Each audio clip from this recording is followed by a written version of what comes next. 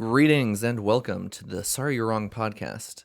With me, I have Kevin. Hello, and once again, welcome to the show. It's been a little bit. We've had a few more set changes, but hopefully Right. all is looking well. Yeah, and it feels more drastic in video form than it does, for me and you, because for us, there was a lost episode in between Yes. the last one that has been put out and this one, because randomly the program we were using for the camera just like shit itself. So we had a partial episode that we did that we're going to attempt to redo now.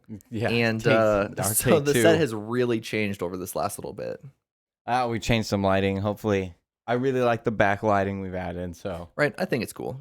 I think it looks good. But so today we're going to kind of be discussing, hey, what are the games that made you? These are games that are important to having cultivated your tastes. They're ones that are, either important, like time in your life, that kind of stuff. It's just games that, you sit here and you're like, oh, this kind of helped form my taste of video games. yeah, especially as the video games have evolved from your basic 8-bit graphics to unprecedented realism in video games. Right. So Just these hundreds of gigabyte beast games that there are now. and it's really funny to think about it sometimes because I have so much nostalgia for these tiny little 8-bit games. Yep. And I hold so much less nostalgia for these beautiful, freaking top up, built to be realistic games. Mm-hmm. And it's like, other than the opening scene to Halo 4, when it first showed Dr. Halsey's skin, and you were like, that's an actor, but it wasn't. That's probably the last great moment for me in releasing graphics. That's sad. It feels like that's been a while. It was. It's been many a year. I don't even think the new Halo Infinite was that good. Kevin's still chasing that high. Yes, I'm chasing that dragon, man. But so first we're gonna start off with, just kind of what we've been up to, and very quickly, because I think this is gonna end up being a podcast segment. Just the disappointment in what the games coming out this year has been. For me, we're gonna start with Redfall, because my God, was that a huge disappointment when it comes to just what I was looking for, what I wanted, what I was hoping for. And honestly, just like, I'm not one of those people who gets super crazy about like your frame rate and that kind of thing. And so when it wasn't, dropping at 60 frames per second, I was like, whatever, that's not a big thing for me. Yeah, but But when I it was know it running was for at a lot 2 of people. frames at a second, my frame rate dropped from 60 to like 5 for Yeah. a solid 5 minutes, whole minutes, while I'm playing with 2 other people. And see, that's the thing that blows my mind is this game is it was very much pitched as like multiplayer, and then they had to like pull it back and be like, oh, you can also play by yourself. But it seemed like multiplayer was the focus, and from everything I've heard and talked to people about, multiplayer is where the issues lie. Like if you play by yourself, for the most part, You won't have as many it issues. runs okay. Yeah, you won't have anywhere near as many issues. But like I've heard stuff all the way from like save issues all the way to frame rate, connectivity, just like multiplayer just throws a whole wrench in it, which is insane to me considering what this game was supposed to be. Yeah, what it was, showed as, what it's like, oh, this is what this game is going to be. But that's the thing. We've come to this time where every game that is released is broken on release. Mm-hmm. There's almost no attempt to even cover that up anymore. Like, you get what you get, and they fix it as fast as they can fix it. Right.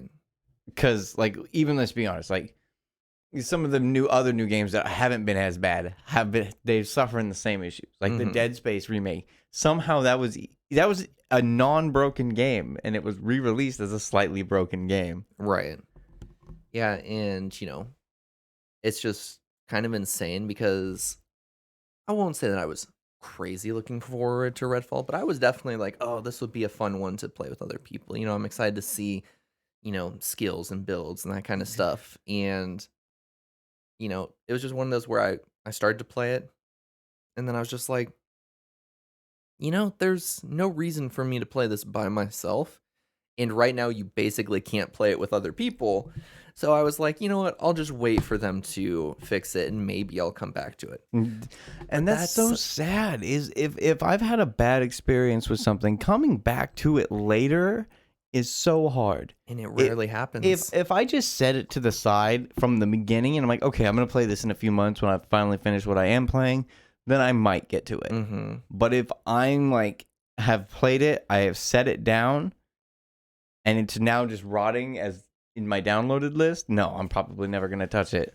Yeah, and the sad thing is this is giving me a lot of the Back for Blood vibes, where it was like, okay, it had some difficulties at launch, and I was like, I'll give it a little bit, and then I never came back to it. Never. And it's just a dead game now. Yep. And I was so excited for it because I was such a huge fan of Left 4 Dead. Right. My first Xbox 360 died because of Left 4 Dead 2. It was my first run on the first mission on the hardest difficulty setting with my sister. We ran out, we opened fire, and the game froze, and my Xbox red ringed. God. Yeah, so, Redfall, been playing that. That was a pretty big disappointment. On top of that, started watching Buffy the Vampire Slayer. I know we kind of had this conversation in the Lost episode. Yes, But yes. yeah, Buffy the Vampire Slayer. It's interesting to go back. It is a late 90s TV series directed by oh god. I am suddenly struggling. I think it's Joss Whedon, No, yes. Oh, it had to have been Joss Whedon. right? I'm pretty sure. I don't want to associate bad stuff with a different director. So I'm like scared to confirm whether or not that actually is Joss Whedon. I am pretty sure it is though. But anyways, it's got it definitely is aged weird. So, there's obviously the whole thing with and this is a very old TV series. So, okay, yes. Confirm it is Joss Whedon. Yes, is Joss Whedon. And there's been a lot of stuff that's come out about him. He's kind of a not great person, not great director, that kind of stuff. He just has made people very uncomfortable, and there's, a lot of interviews, especially with the cast of Buffy, of them being so young, and predominantly a lot of the characters are female. And so there's, a lot of stuff that's come out that's not so great. And so it's also kind of rough because of how apparent it is of just like the outfits they put these like high school girls in. Yeah. To the fact that, like vampire plots are always like problematic, and the fact that it's like underage girl falling for this like super old dude. For this like 1,000-year-old creature. Right. And so there's awkwardness there. So we're currently in the 3rd season, which is a big departure and change up from afterwards. So the first 3 seasons are kind of, they have a vibe to them. And then after that, they kind of swap the vibe. Major characters leave, that kind of thing, because they started a split off series called Angel.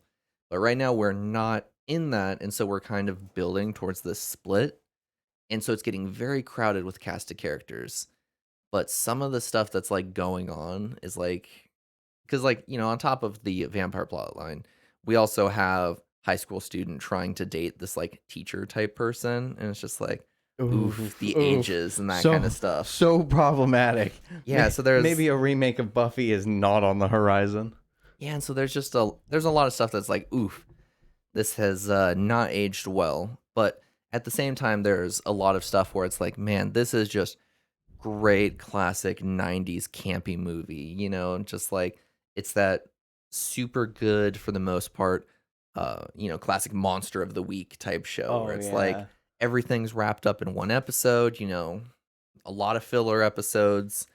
It's, super episodic. Exactly. It's very episodic. And so, it takes you back to that time where it was like, oh, a TV show would have, 5 seasons, but then it would be like 20 episodes in the season, and each episode is 40 minutes. And so it's like, oh, God, that's a lot. Oh, yeah. Better than nowadays. You got 9 episodes per season. Each one's like 20 minutes long. Yeah. Unless you're watching anime, and then there's 425 episodes in one season, and they're each 20 minutes long. Yep. And then there's the crazy ones like, True Detective or that kind of thing, where it's like you get 8 episodes, but each episode's like an hour to hour 20 minutes. Yeah. It's just like, oh, God. They're like the newer Sherlock Holmes TV shows. Oh, my God. Yeah. It's like an hour and 45. It's a whole movie per episode. It's insane. Yeah, and so it just going through watching Buffy, kind of figuring out, like, oh man, some of my childhood memories of this, trying not to fall down on them so hard because it's like, oh, I know this is creepy now, and like, I'm sure it was then too, Yeah, but your innocent mind just couldn't see how bad it right? was. And so that's been an interesting one to go through. But I guess it's always like that's always been a thing though. There's every movie ever made for kids has a subplot or just a sub layer of jokes hidden just there to entice the parents to want to be there with their kids. Right. And that is one thing I'll give this is it's definitely not a kids show or that kind of thing. And like, it's not super graphic or that kind of thing, but like a lot of the plot lines, that kind of stuff, it's world ending, like people are dying and that kind of stuff. But it's also one of those like old vampire ones where I hate the trope in vampire stuff where it's like they bite them and then like 2 seconds later it's like boom, done, drained them of blood. Right? Whereas like, in reality, if you took a straw to like try and sip somebody's blood or whatever, like it would take forever. Like Yeah. even just like, at a butcher's when they're like, bleeding animals, like that takes a long ass time. Oh yeah, absolutely. That's got to drain And so from the all thought those that it's thin like capillaries and veins. right. And so the thought that it's like, oh, like bite 2 seconds later, it's like boom, done, they're dead, But like at the same time, it's like there's no consistency for the tropes of vampires. It's like Right. there's been this huge long history for vampires, and yet sometimes they can go into the sun, sometimes they can't go into the sun. Sometimes it's silver that hurts them. Sometimes Right. it's the specific imagery made out of the silver.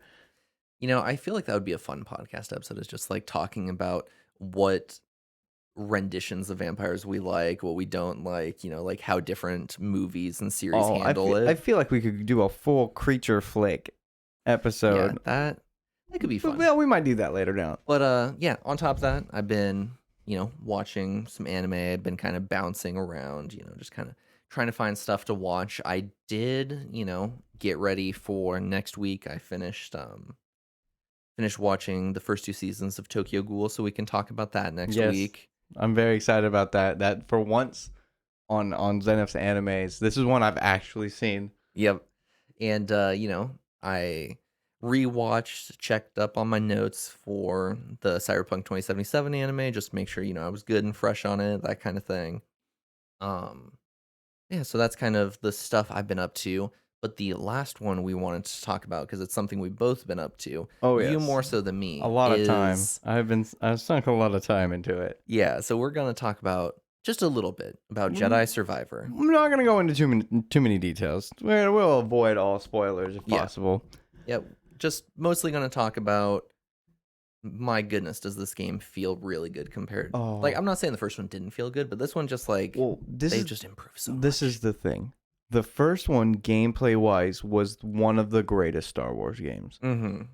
And gameplay, it was so much fun. It felt organic to play on controller. It was fun. It was great. They did the Souls like genre really well, gameplay wise. But this one is so much more. It is so much more because there isn't just one lightsaber or two. Do you want a double-bladed lightsaber? Or do you want a single-bladed lightsaber? No. And something that I really, really like is the new stance, the blaster and saber. Mm-hmm. Beautiful nod to Ezra Bridger. Because that is his iconic lightsaber style. Right. And it's such an interesting one because it makes so much sense. Like, especially for this game of just like, I could totally believe like back in the day, it was like, oh, we have that famous Obi-Wan Kenobi line of like, so uncivilized when he tosses the blaster after he kills Grievous with it. Yeah. And so, like it was looked down on, that kind of thing. And so it's really cool to see a character who is just focused on survival, who is like, he's like, fuck it, I'm gonna use a blaster. Adapting to his reality. Uh-huh. Because that's the thing, is at that point you're not really a Jedi anymore. As much as these people run around saying that they're still Jedi, they're not. Right. And They're kind of shadows of what's left of the organization, and that's yeah, it. and it's just like it feels so good too because you sit there and you're fighting and you see somebody about to do something. It's like, okay, quick blaster shot over there, kind of knock them out of their animation. Give me a sec to finish this person. Okay, now you turn on that guy, and And that was it. it feels so good. If you were having trouble at any point in the game, switch lightsaber styles. Mm-hmm. You were having a lot of trouble with this one boss. Well, just switch up your lightsaber stances. Right. You'll probably have a better chance of it if you paid attention to your lightsaber stances. If you're gonna fight large groups of people, go with that double bladed Yeah. because it's useful. If you're going 1-on-1 with a melee weapon person, use that blaster single saber. Mhm. If you're going against multiple melee with people, duels all the way. And each one had a very specific purpose. You're going up against a one individual really large monster, use that cross saber Mm-hmm. because devastating damage. It's slow. Once you hit them, you can stagger them. Right. And so each one has its own very specific purpose, and you can focus on just one or two if you want. Mm-hmm. Like I honestly used dual saber and blaster saber through the whole thing. You didn't Okay. really need to change it up. Yep, that's perfect. I was literally about to ask you what your two forms were. Yeah, and it's dual wield and blaster saber Mm-hmm. because the blaster is so useful. And then once you unlock more of the force abilities later on in the game, it becomes even better. Right. So I really liked, and the combos they added as you fill out the skill trees. Mm-hmm. So like there was something about maxing out my dual bladed skill tree and being able to do flurry throws of my lightsabers. Right. And freaking you just go, oh man, okay, there's like 5 guys here. Hold on. Wham, wham, wham, wham, wham, wham. Okay, now there's 2 of them. And I'm going to take them out real quick. Yeah, that was something that was really interesting to me because, looking at the stats for the 2 lightsabers, not good at defense, that kind of thing. Like statistically, according to the stats, it's not a great defensive stance. But because of that force power that it has, where you do the force parry or whatever, I can't remember what they call it. Oh, yeah, the parry. But it is the go-to primary one that I have seen for people doing the Grandmaster playthroughs because of that force parry. Yeah. Which I think is so interesting because it's like, oh, you wouldn't look at this and be like, oh, this is the one that's going to be used on the no-hit runs or that kind of stuff. Wait, we're still talking about blaster saber, right? Or the I'm talking about the dual blades. Okay. No, 100% because there are a bunch of combinations that go with that one that make it easier. Mm-hmm. So like you have your left bumper X, which will zoom in, slash down, slash out, and as you're slashing out, you're jumping back away from the enemy. So you can do hit and run attacks with the dual blades. But they're also much better at deflecting blasters because you've got the dual flurry and it will deflect a lot of blasters before you actually get hit. Right. And as long as you stay agile and you're moving around, you're not going to get hit. Yeah. But like also shout out to the guy who in 17 days beat Jedi Survivor no damage on Grandmaster. I played it on Jedi Knight. Yeah, and that also includes anytime he would die, like during parkour or that kind of stuff. That counted as a restart too. You mean every time he fell? Yep. That's not even a death. Yep, you don't exactly. die if you fall. You just that was lose he restarted but for you that lose too. Health. Yep. So if I'm doing a no-hit run, Yep, that's losing health. Yeah, the only damage he was allowed to take was, so we're not going to discuss, but you'll know what I say is there is a boss fight where there's transitions.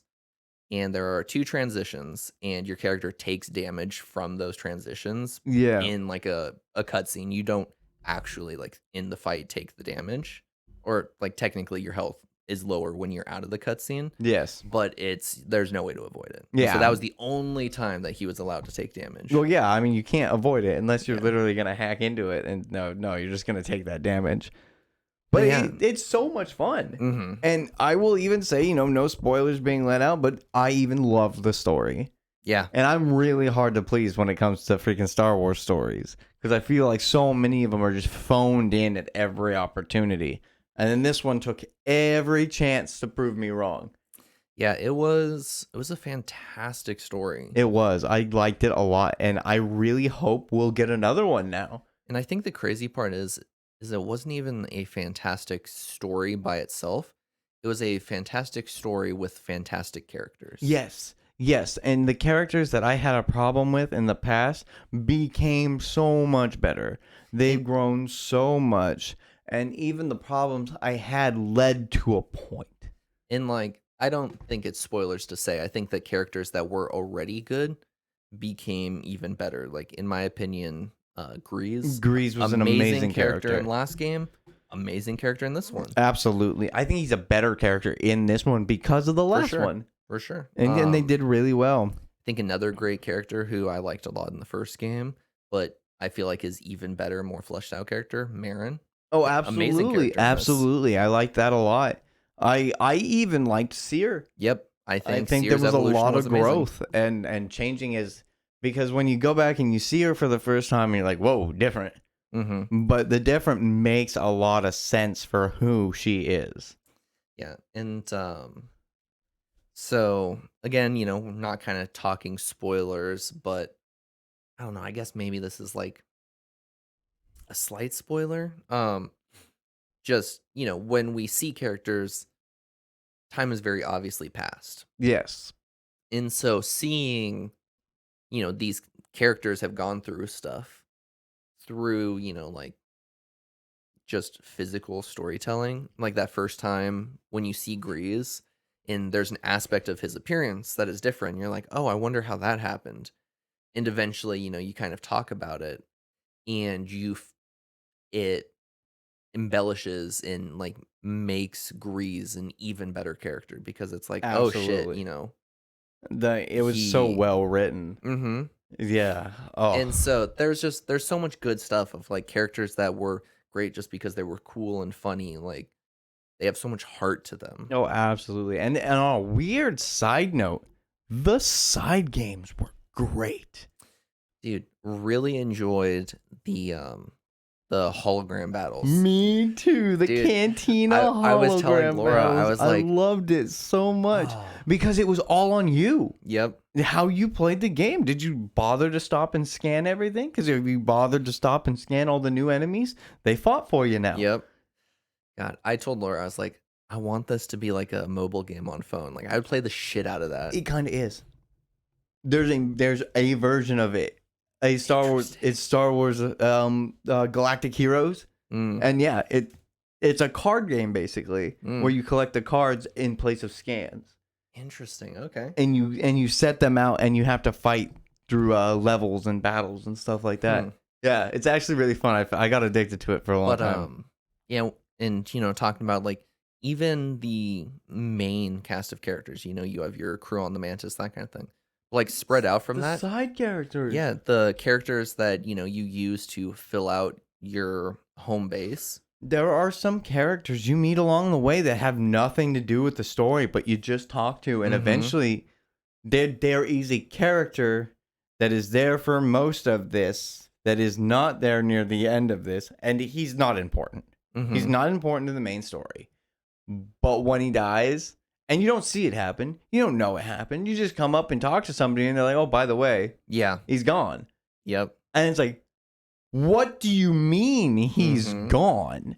Like, I was just here 15 minutes ago talking to both of you. What do you mean he's gone? Yep. And even that, they don't mean anything to the story. Right. But after talking to them every time you come back, you enjoy the dialogue. And I feel like this is a fairly no spoilers question, but who are your top 2 characters that, are in the home base cantina? That's a difficult one Yep. because one is the what's her name? She's the bounty hunter lady. Yeah, she's pretty badass. She's cool. Absolutely. Dude, just seeing a Kit Fisto character that's not a Jedi, or just like in general, just seeing another just one in besides general. him. Yeah. Because it was like literally, it was just him as far as I remember. Like, I don't think we've ever seen another one. No, we've been to his home planet. Did we? Mm-hmm. In the Clone Wars. We've don't- seen several other of his species, I but don't they remember just going don't. to They his home don't they just don't show them very Yeah, prominently. they're so rare, and so it's Yeah. just so cool to see one, let alone a bounty hunter, and she's just like Yeah. super cool. She was definitely one of my favorites. And I actually really liked Monk the bartender. Yes, he's So, good. like, I know he's not technically one of the companions or people, allies that are there, but he is probably one of my favorite. That's interesting. So my two were, I really like Turgle. You're wrong. Sorry, you're wrong. He's just so stupid and so hilarious. Dude, he's basically Jar Jar. Oh, I feel like every bar has the like idiot that everybody has to cover for and that kind of thing. Like every home base has that one idiot in the party who it's like, God, we gotta fucking take care of him. I will say that him being the first one you beat in the hologram battles made me happy. I was like, Yes. shut up, Turgle. Oh, Lord. And then my second one, loved Scuba Stev. Oh, my God. I forgot entirely about Scuba Stev. Holy man. Did you listen to all of them? Yes. I found him at every point and listened to every little weird, crazy story he gives you. I mean, it's a really interesting nod. Of course, it's really obvious if you've ever seen, what was that Adam Sandler movie? Big Daddy? Maybe. Where he was, where the kid has a little toy and his name is Scuba Steve. And so that was Scuba Stev, the snail, is just a reference to that movie. Right. And, Yeah. I just also have a weak spot for, I love in sci-fi or fantasy when you have the like aquatic race that's like walking around like in a suit to like contain their body. Like it's so cool. I only have one really deep down in my soul burning question that'll never get answered. Why was he Scottish? I don't know, but I loved it. I mean, I it's not that I hated it. I'm just, why was he Scottish? Yeah, so I would say overall great game. Super good. There was one character in particular that like gives you a side quest, and she's a lady from Coruscant on Kobo, and she's like, I was here to like research the wildlife, and one of them stole my data pad. Can you get it back for me? And it's like, you mean to tell me you leave a giant city world to come to a literal like swamp forest, and you try to get her data pad back? It's broken, and I don't know what happens between the two characters there. I think they start dating. Like, it's really hard. This one quest line is weirdly hard to follow, but her accent, I hate it so much. I don't remember. So bad. I'm trying to remember, like I said, because it was the lady with the coveralls in Kobo, and she goes to find a character that you have to go find, and she gets lost, and she ends up running into this other character, and they go on this whole mission where they're trying to find her data pad. It made very little sense, and I mean, it was filler. It was a fetch quest, but I didn't really understand why it was there. It was awkward. Yeah, I would say I had a lot of fun watching Laura play it. I had a lot of fun playing it myself. It was just in general a really good game. It was really good. It was a very good game. They did really good on it, and I think especially for EA's really last hurrah, giving us a Star Wars game, they did a good one. Which makes me sad though, because now I want another one. Yeah. And I'm like a little worried if they pass it off to another studio to create it. I think they'll still get to do it. I'd hope so. At least continue that franchise. I think they have so many other ones coming in to pick up these like other weird stories, that it's like I think they'll get to continue on. And I will say before one last note before we move on to our main topic of the show today. The commercials for Jedi Survivor were great. So good. The Mark, I never got 2 lightsabers. Oh man, because Mark Hamill makes everything better. He does, and it's one of those sad things with how, like conversation for another time, how his character was handled in, the sequel trilogy. Yeah. But it's so sad seeing how much he obviously loves and cares for Star Wars, and just like they're such good commercials, but it hurt every time. But that's one of the things that is so great about Mark Hamill himself, is the fact that everything he does is like that. Like, whether he be playing Luke Skywalker or the Joker. Which, shout out to the special place in my heart for the fact that he has said that he will never voice the Joker again because Kevin Conroy has passed away. He just said that his Joker doesn't belong with anybody else, and so he is just retired from doing the Joker forever. And in my mind, he's the best Joker. Yes. Absolutely. Like, he's up there with the Heath Ledger Joker. Yeah. And I'm not a big Batman fan personally. But I'm a fan of Batman villains. Yes. Because I feel like Batman villains are so much more well written than Batman himself. He's got the best rogues gallery by far. Yes, absolutely. It's because so much thought was put into it. Because you have to put a lot of thought into the supervillains for a hero that's killable. Right. So they have to be very specific and really flushed out. So you have more to focus on than the plot holes on why they aren't able to kill the Batman. But I digress. Yes. So now, heading into the main topic, we've talked about how good Jedi Survivor was. But now we're going to talk about how good some of the games of our childhood were that shaped us, molded us into the human beings we are, whether it be us learning the consequences of morality or it just being hey, I enjoy this type of game. Or just something that ate up my weekends in elementary school. Yeah, something that got us through the troubles of childhood. The troubles of childhood. All right, so we'll start with you, Kevin. Tell us about your first game. I'll go ahead and kick that one off for Star Tropics. Released on the original Nintendo on December 1st, 1990. Basically, you play as a kid, and your uncle is an archaeologist. And your archaeologist uncle has discovered an alien race. And he gets kidnapped while you're visiting. And so you and your trusty Yo-Yo have to then rescue your uncle who has been kidnapped by aliens. Is there much more to that story? Absolutely not. Does there need to be much more to that story? Absolutely not. But that's one of those games that has replay value because it's not overly complicated. I feel like the more complicated the stories get these days, the less replayability some of them have. Yeah, because you're just not going to experience it.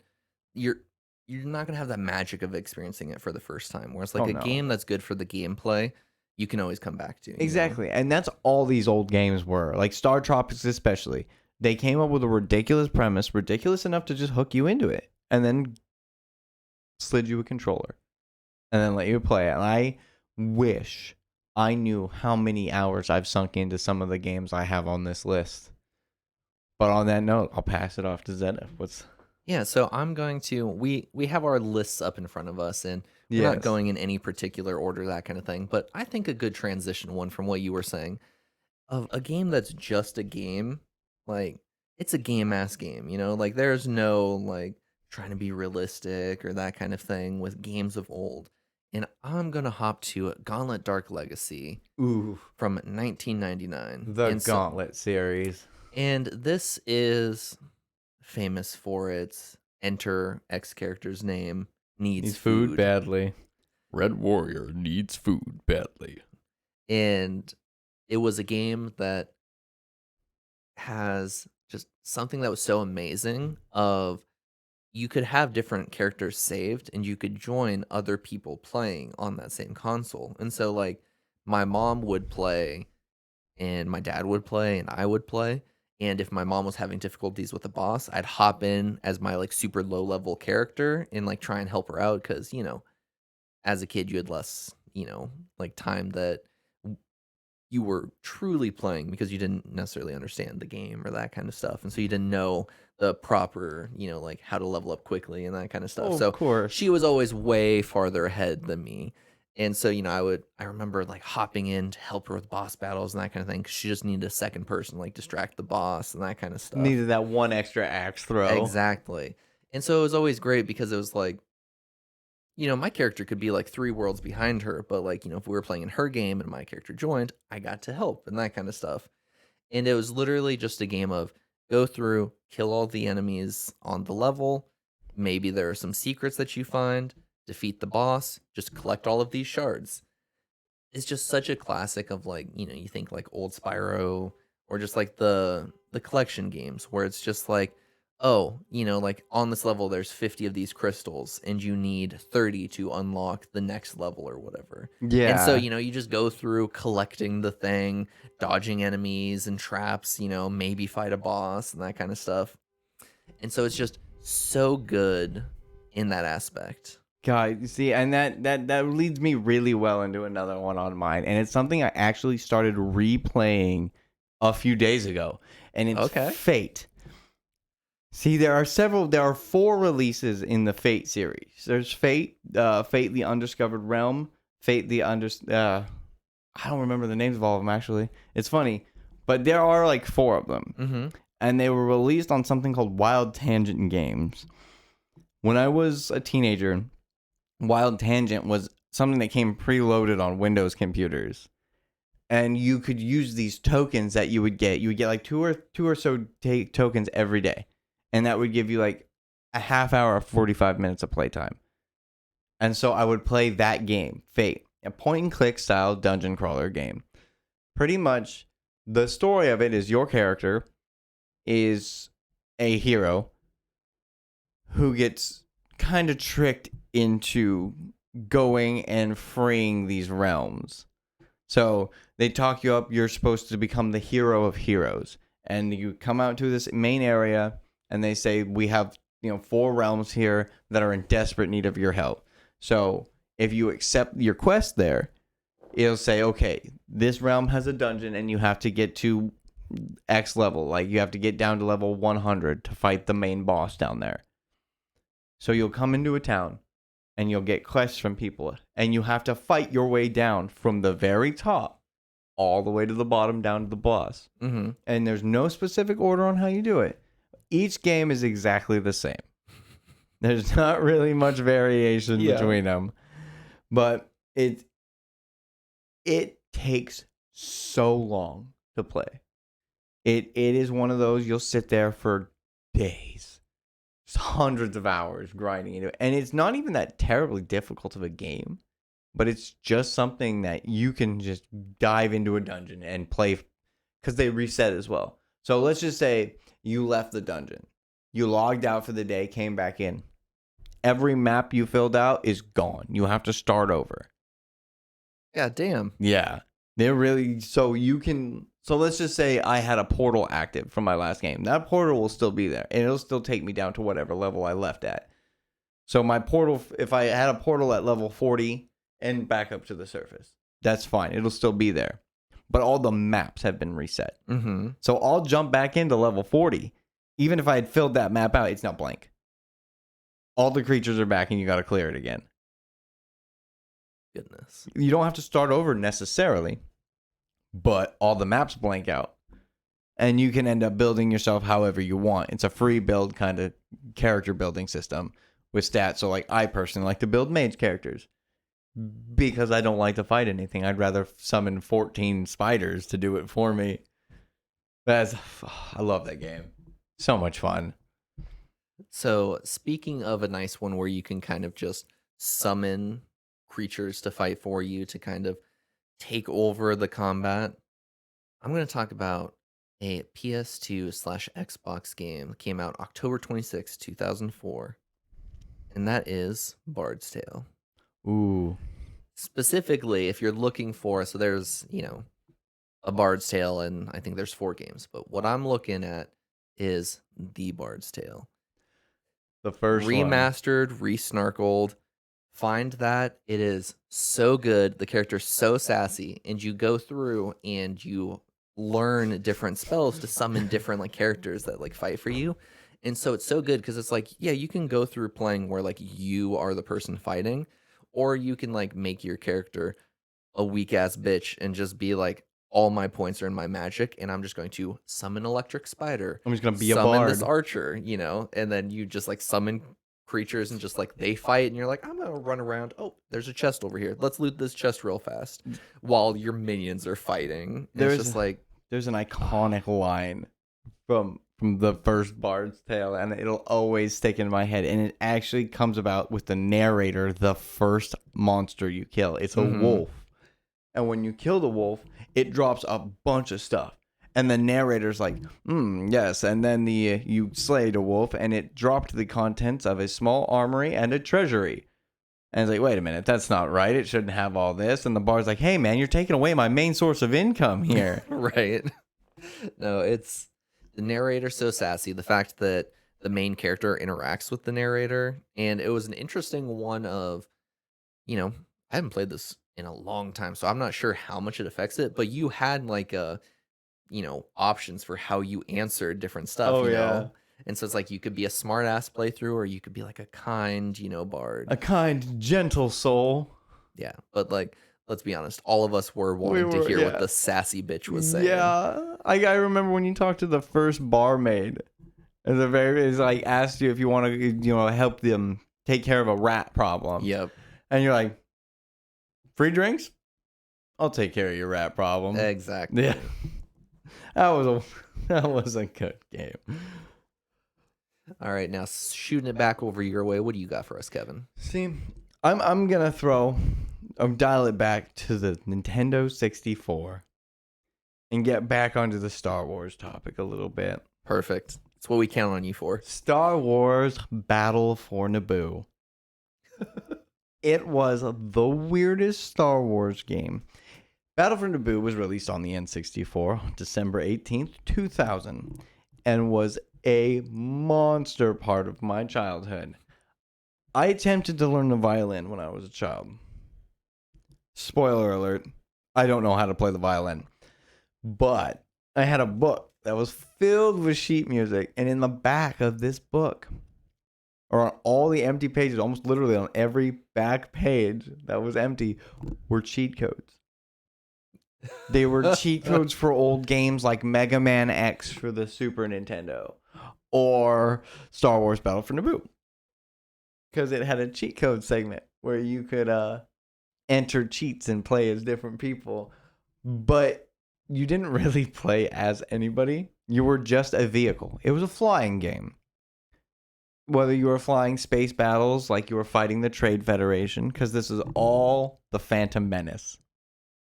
It's all different scenes from the Phantom Menace through the eyes of people that are not main characters. You play a nobody pilot. You're never anybody specific. Like, even the last mission of, I guess, spoiler alert for anybody who's never seen the Phantom Menace, right in the last scene where Anakin flies in and blows everything up, and those, the pilots are like, it's blowing up from the inside. Well, I wonder what's going on. You're one of those pilots. So you get to watch Anakin fly that ship in there. You get to do the battle for Naboo. You get to roll around Naboo in one of those little spears and fight off the droid army. Just one of those games you don't really know why it came out or who needed that. But I did. Right. I definitely needed that. Shout out to old movie tie-in games. Oh, absolutely. And it was released for the movie, for sure. I mean, it came out in 2000. So it pretty much came out for the movie. Dude, but also shout out to the rare circumstance back in the day when movie games would come out before the movie. And so it's like, oh, I'm going to be able to find out what happened. That's what was so interesting about it, is that it gave nothing away. Mm-hmm. It was just the battles from different points of view. Like, you were just a random person the entire game. You were just a random course or random guard on Naboo who was flying around a speeder. And so you were never anybody specific. So you were never a part of anything important enough to be there. Like, I think the one important part is that you do play as is when the ships take off to do that Trade Federation fight, and it like you take off from Naboo and somebody like they're all shooting at you and everything, and that's when you're like with the main characters. That is the closest you come to any main part of the movie. Yeah. Like, by far. But it's such a fun game. Like, again, one of those games that was just meant to be fun. Right. Nothing important. Just fun. So, keeping with the Star Wars theme, I'm going to hop over to Knights of the Old Republic 2, released for Xbox, PC, December 6, 2004. One And of the so- greatest games of all time. Yes, phenomenal game. Me and Kevin, we decided when we were making this list that we were going to keep it to just one game from each franchise. Yes. So for me, the plot twist in the first one, that's the big thing. The story is, pretty cool. You're going to find these star maps, first one. But to me, the second one just expands on so much. You get more levels, you get more abilities, you get more specializations, there's more feats. I think the characters are more interesting in the second one. The characters bring about the consequences of the first one. Like, the entire first game is so great because it's Revan. But then the second game happens and you realize what Revan did and who Revan was. And it's like, ooh. Right. Ooh, maybe that idealization was in the wrong place. And it's one of those great ones too, because it feels like it has so much more of a effect throughout the game of whether you're going light side or dark side. Because in the first one, it's kind of like, okay, at the end is when it matters what you're doing. But number two, and with these games, we're pretty much going full spoilers because they're mostly really old games, that kind of stuff. With the exception of a few possibles on this list, everything has been released at least 10 years ago. Yeah. And so, with Knights of the Old Republic 2, instead of star maps, you're finding Jedi Masters. And the fact that you can just straight up fight and kill these Jedi Masters instead of, that's the dark side way, is you to just kill kill these 'em. Jedi Masters. It's like, man, that's a direct effect as you're playing through instead of like just at the end of the game. And my favorite part too is I had to play through where I was going through as a good guy, accidentally fucked up the choice that I made, and I had already saved like 3 of the Jedi Masters, and then the 4th one I fucked it up and I accidentally got into a fight with him and killed him. He must die now. And so I killed him because I was stupid, hadn't saved in a really long time, that kind of stuff. And so then you get to the end of the game and you have these 4 other Jedi Master, or these 3 other Jedi Masters, or however many that you've saved. And they like find out that you've killed the one and they all fucking turn on you. And you have to fight all 3 of them. Yeah. And it's just like, damn, dude. There's no saving you. Once you've messed up, you've messed up. Yeah. It's a damn good game. It's got multiple end game bosses. Like, it's one of those where I would say it has some of the best boss fights because each of the boss fights is different in not only what, they bring to the table, but also how you resolve it. The unique characters. Mm-hmm. And it's a very well done game. I mean, one of the best. Yeah. Would love a remake, but it's probably never going to happen. Right. It's one of those where I'm like, if you were to redo it, they'd have to do it from the ground up. And that would be so much work. Almost for what? For what? To appease the few of us fanboys that are still back far and playing those games back far enough to enjoy them. right. Because I own just about every Star Wars game ever made. I bought a bunch of them on publisher sales throughout the years on Steam. So I own pretty much all of them. And those old DOS games are unplayable. Mm-hmm. They're so difficult to play. And I would love remasters that aren't even full. Just slight gameplay remasters of these games would be nice. Because they're so hard to play. And a lot of them are really good stories. Mm-hmm. Yeah, so throwing it back over to you. What you got for us next? You see, I'm gonna go ahead and stay on the Nintendo 64 and say something that every single person of my generation is just immediate nostalgia, and it's GoldenEye 007, released on the N64, 1997. I was 5 years old when this game got released, but I can remember the time before the internet when your friends would grab their Nintendos and you would grab your Nintendo and your friends would get your just wagons and they'd pull their TVs over to your house, the big old CRT TVs, and you'd have a LAN party. Right. And it was people, you'd have enough stations set up for 2 people at each console and then losers would rotate. Yeah, and I always remember this is one of those that so GoldenEye and later another one of your games. I'll say it was probably the other one more so for me that it was really big on that like split screen. And so we would sit there and we would do, okay, you two are on one team, you two are on another team, and then the Yeah. blanket goes up, Yep. and then two people sit under the blanket to look at the bottom screen, and then the other two people sit outside of the blanket, they look at the top two, and you played like that because there was no screen peeking. We always did it with cardboard. We'd tape cardboard pieces together and then like tape it across the center of the screen. Yeah, we'd always use like a blanket to And then, like, and have we'd some just hold it. Cardboard tubes, so somebody would like the two people would like lay underneath staring at the bottom of the screen while two people are on top. Yeah. Oh gosh.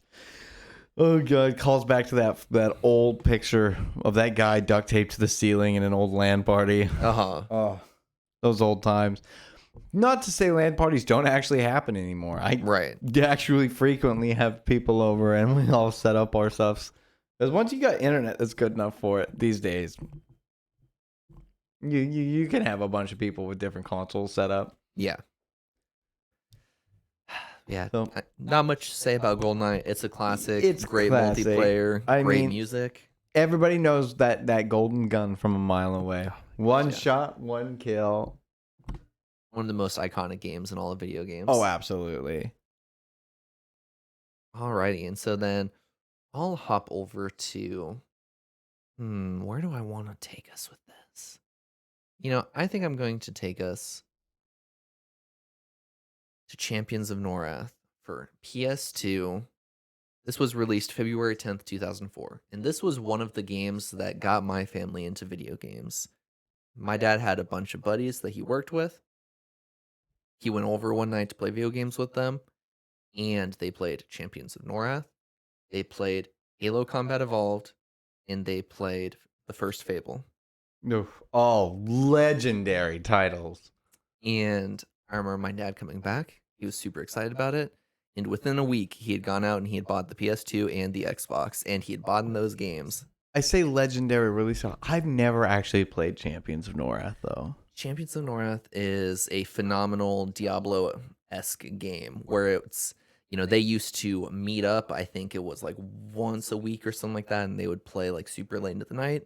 And it was everybody had their character, One person would be like a wood elf ranger, and so they'd use a bow. You had the one person, my dad always played as the human barbarian who would just, run in, just smack the ever-loving shit out of stuff. Your old school D&D character players finally get the Exactly. chance to make them in a video game. And so it's just They're all really sitting there, fun. rigid rules, only one of each class and type. Yeah. And so it's one of those that it was great because, it was looter shooters for back in the day of just you'd run in, you'd clear the dungeon, you'd get better equipment, you'd equip it, you'd try and pick up everything. That way you could warp back to the shop and then you'd sell everything and then you'd go back into the dungeon. And like there's a story, but like you're there to kill is it- monsters, beat bosses. But do you that really kinda need stuff. the story? I mean, it's even like Diablo, like Diablo 4. I've put so much time, or Diablo 3. I've put so much time in Diablo 3. Like at some point, you're like, yeah, there's a story, but I'm not listening to a cutscene Right. again. I played it once. I'm never listening to that again. I'm gonna skip through it and I'm gonna farm every boss for the next freaking 110 hours until I get tired of playing the game. Yeah, so Champions of Norath is just a super special one to me. It's very nostalgic for the music, that kind of stuff. It's just one of my first video game experiences. So I'll take it from there and run over to the game that got my family into video games. All right. Final Fantasy 1. So it was released for the NES on December 18th, 1987. Weird thing about this game, though.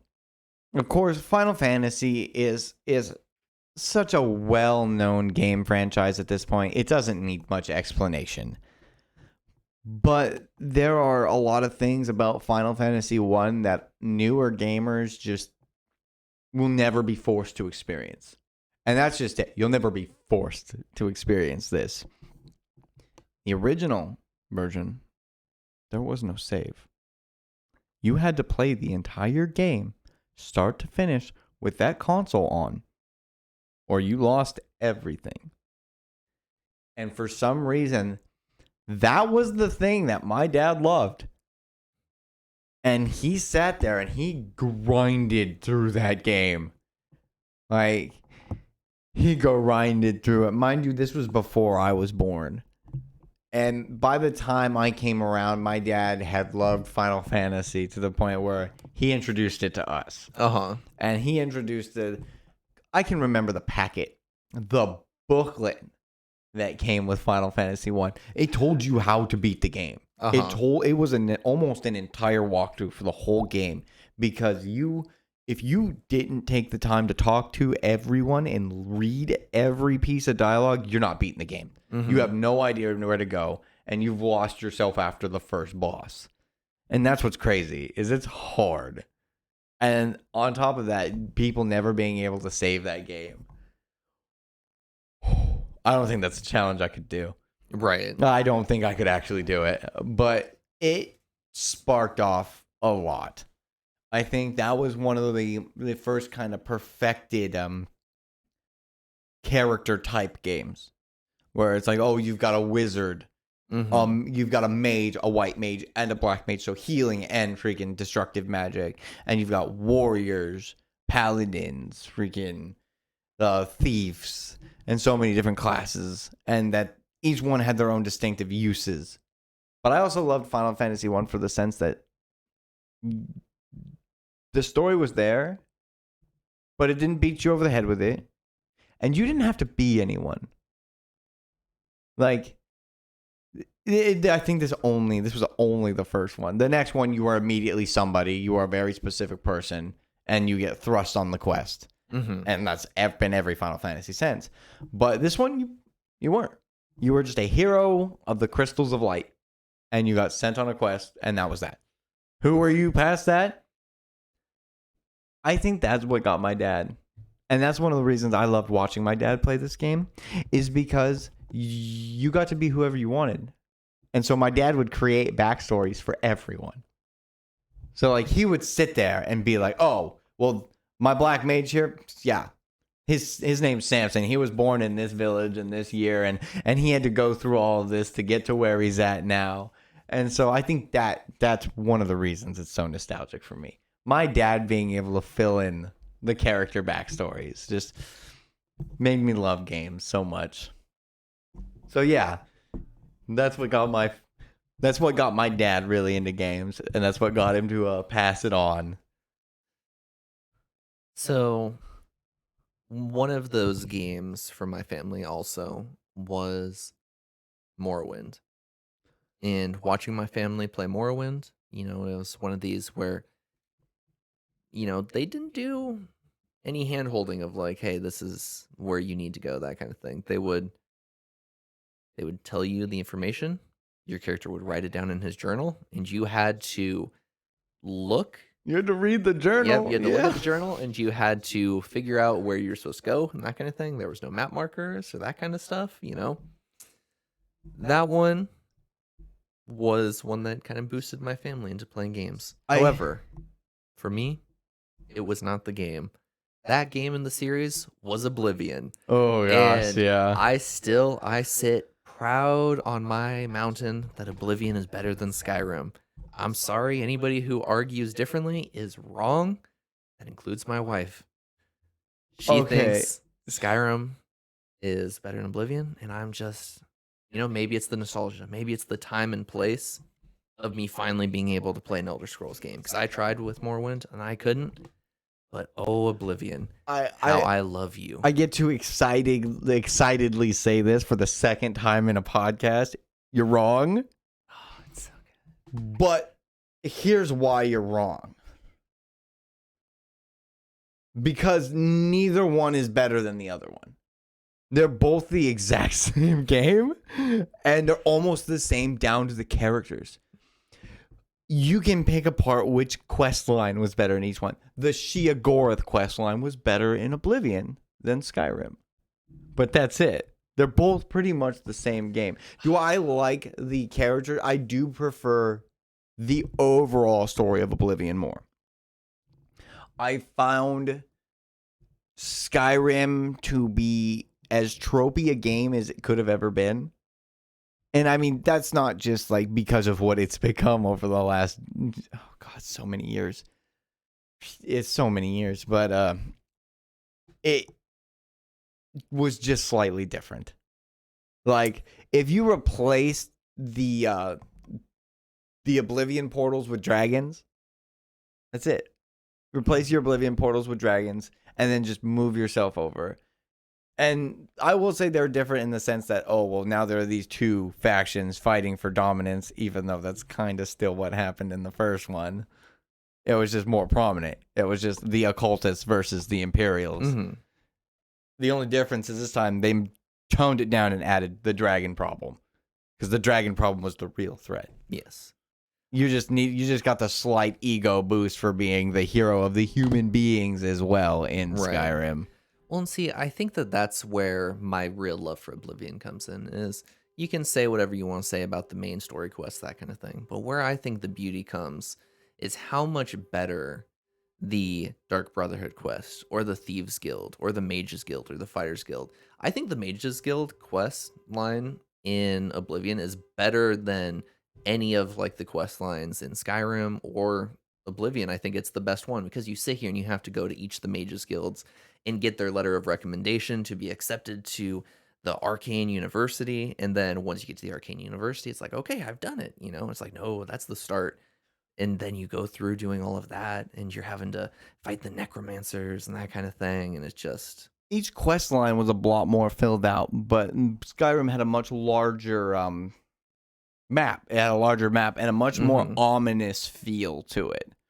Like, the whole Mehrunes Dagon thing was like, I really liked that. I really liked fighting that big creature in the Imperial City at the end, and freaking, which I think actually was Mehrunes Dagon. But I really liked that battle. I really liked the guy who was never supposed to be king becoming king, and being the humble king that actually was necessary and all that. Especially compared to freaking Ulfric Stormcloak. yeah. Screw that guy.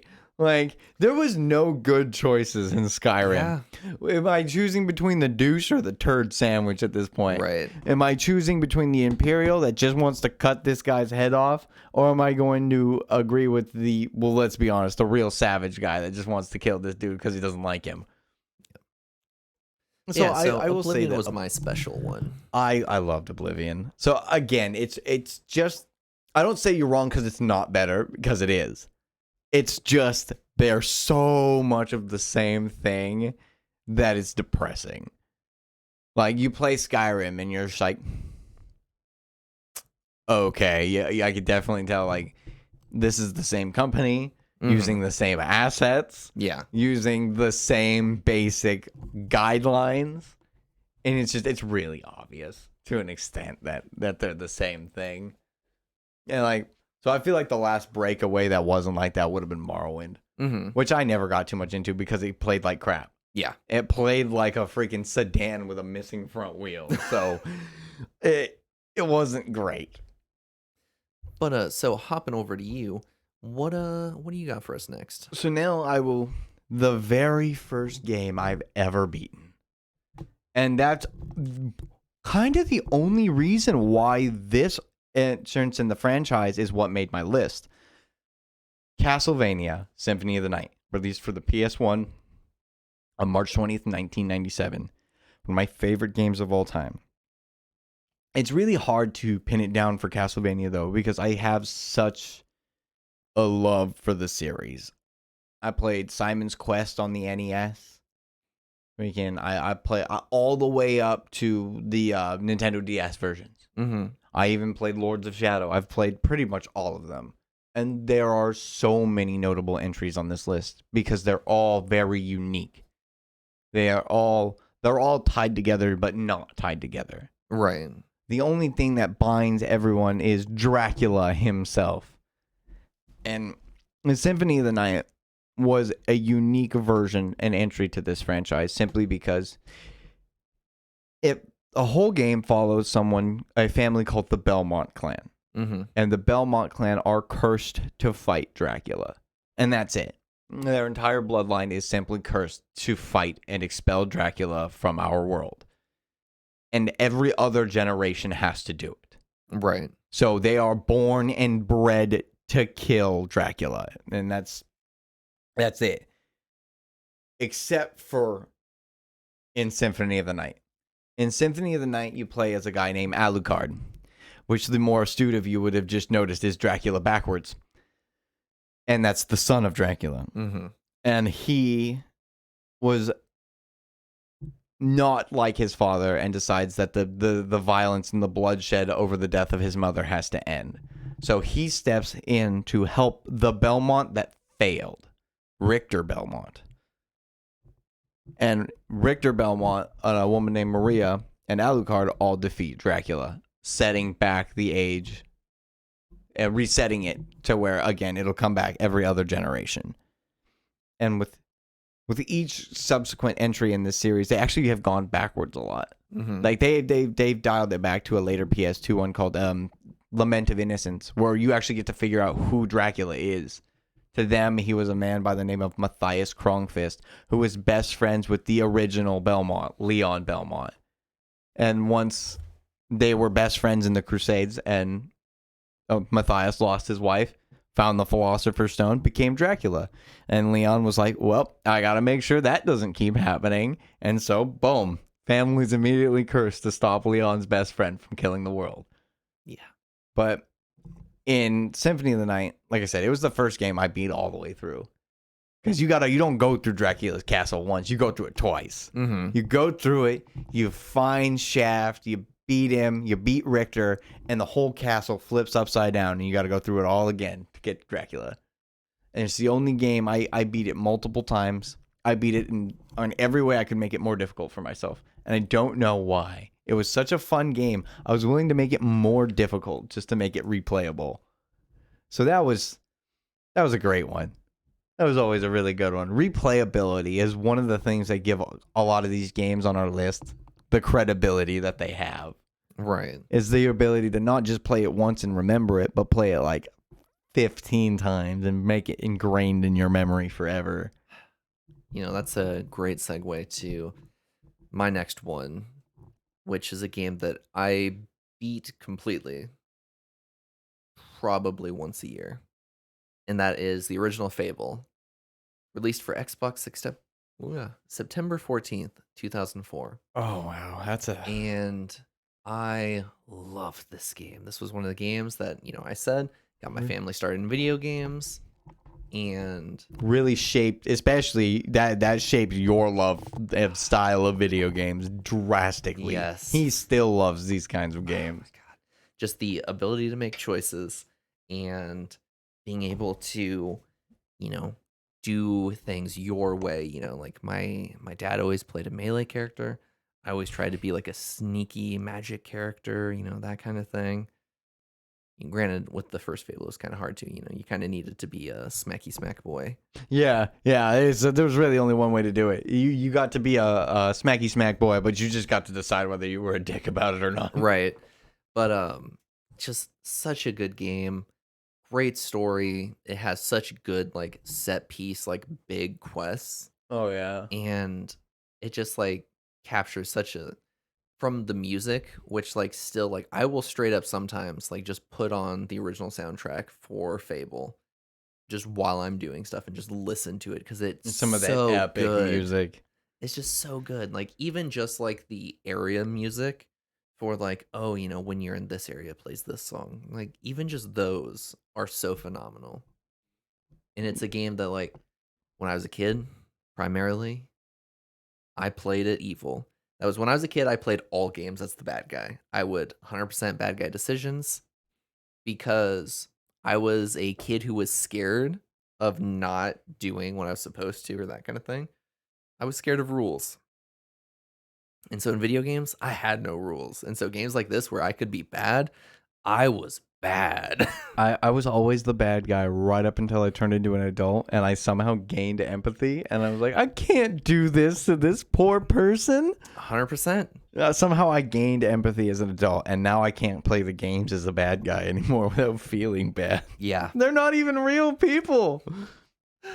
So I'll toss it over to you now Oh, for what you gosh. got for us next. All right.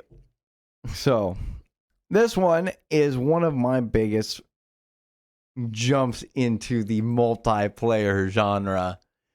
Team Fortress 2, released on PC and surprisingly enough, the Xbox 360 on October 10th, 2007. I did not think it came out on the 360.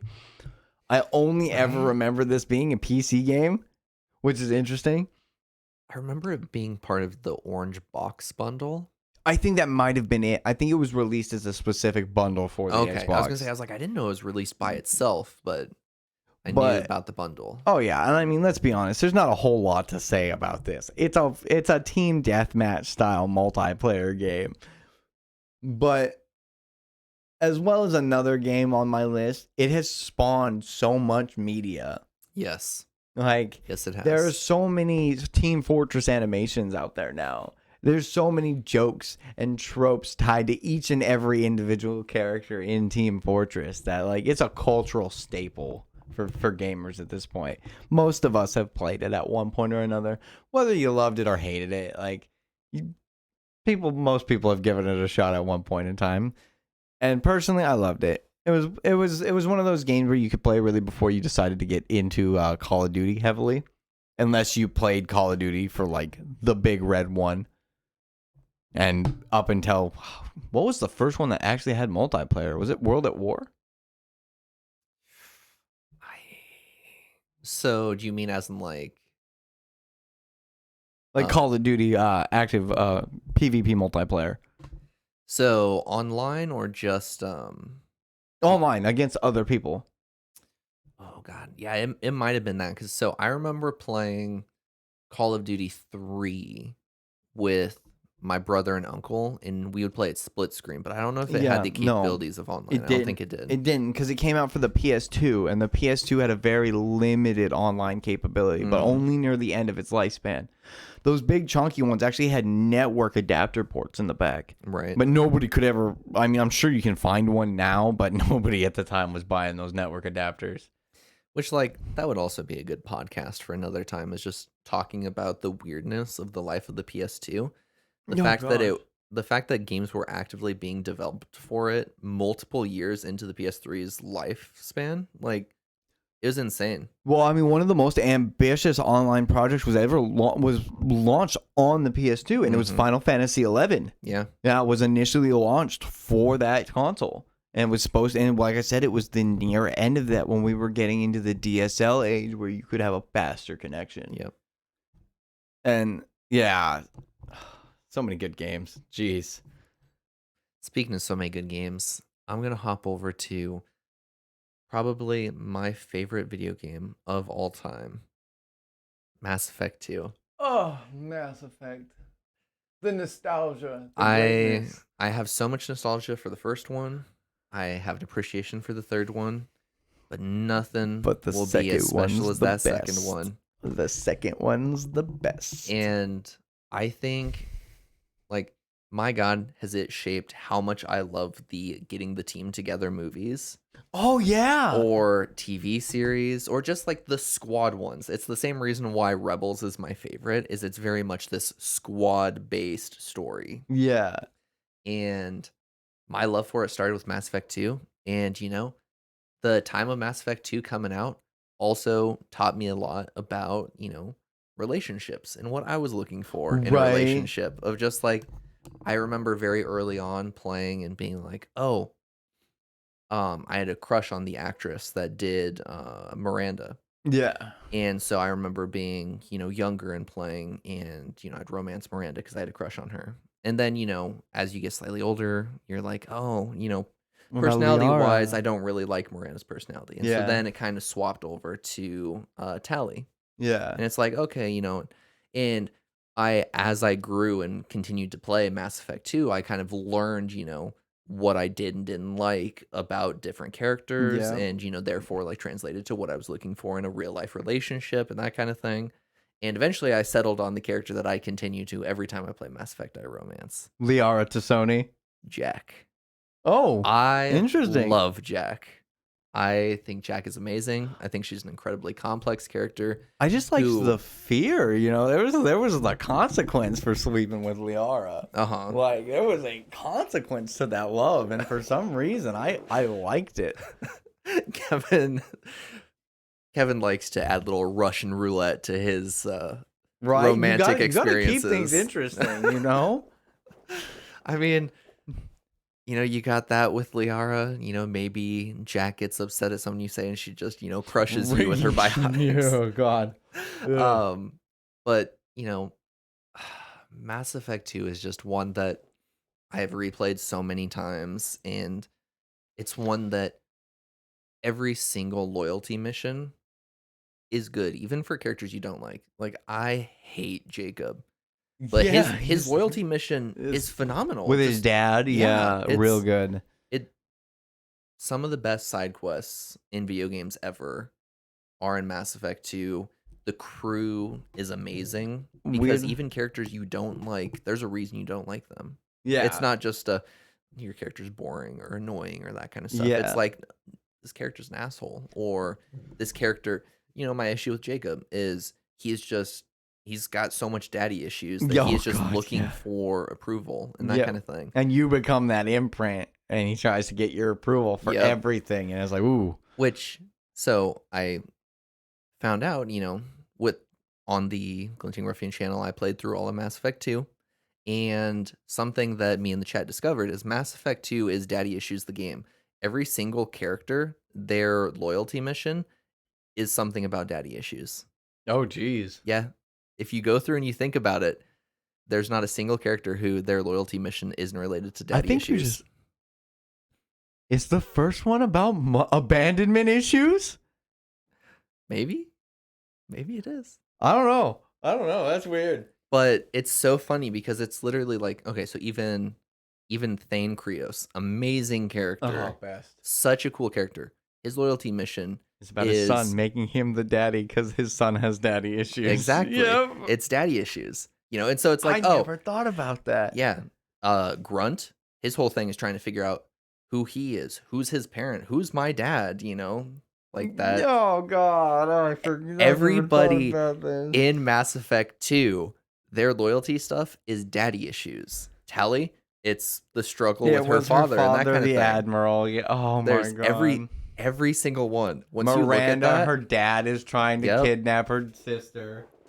and Holy then shit.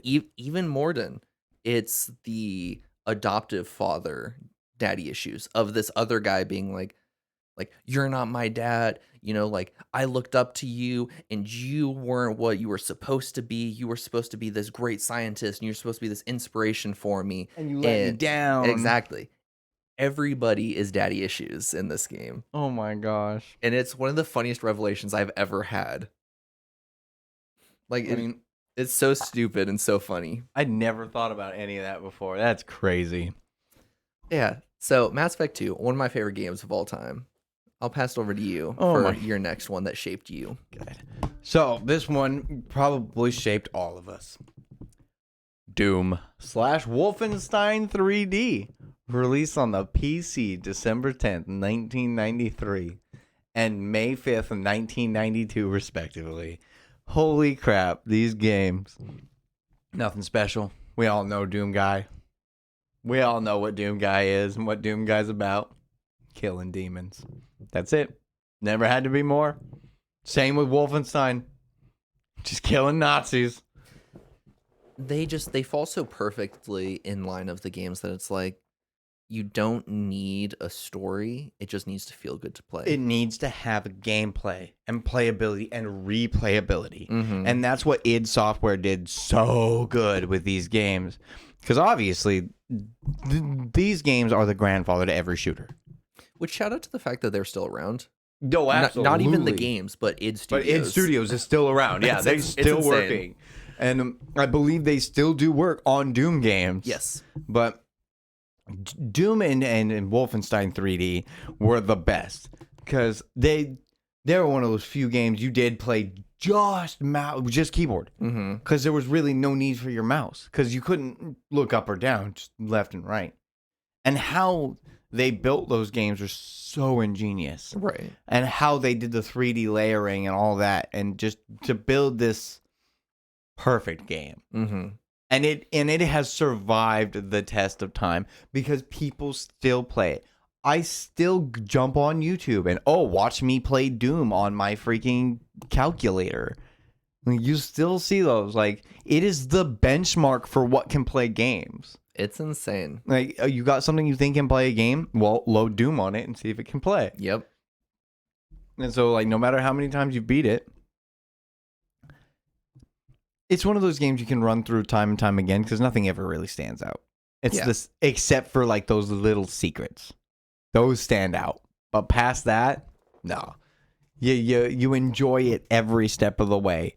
Just like it was the first time, almost every time. Because I still don't remember half those maps. Mm-hmm. Like, so many years and after so many playthroughs, no. I remember the first mission. And that's it. And that's because it's pretty much a straight line with a curve. And even I don't remember what the secrets are. At least for Doom, at least. I played Doom a lot more than Wolfenstein simply because it was almost impossible to get my hands on it as a kid. Mm-hmm. I got Doom, and surprisingly enough, the next game on my list at a yard sale for about $5 as a kid. That's wild. Yeah, it was just some lady's son had moved out and left all of his computer stuff there, and she was selling all of his games and everything. And I was like, I'll buy them. Why not? I didn't really play anything that wasn't on the Nintendo at the time. So I didn't know if my computer could play it. Obviously, it could. Right. It was Doom. And so, well, I mean, and I still play shooters because of that. Right. I still play, Call of Duty, Halo, things like that because I played this as a kid. And that's rooting it. Root causing your love for shooters. Right. But that's kind of all of our root cause for loving shooters. So, this next one for me could be a root cause of why I enjoy handheld gaming so much. Whether it's from one special Christmas where I got the Game Boy Advance and Pokemon Emerald. And waking up way past, like this was my start into Pokemon, and this is the 3rd gen. So like, I got started a lot later than a lot of other people when it comes to Pokemon. I never had that like heyday of Gen 1, Gen 2. My heyday was Gen 3. That was where I came to love turn-based combat. And, you can argue, Pokemon, it's a baby's guide to turn-based combat, that kind of thing. Well, I mean, compared to what? Final Fantasy was my first guide into to turn-based combat.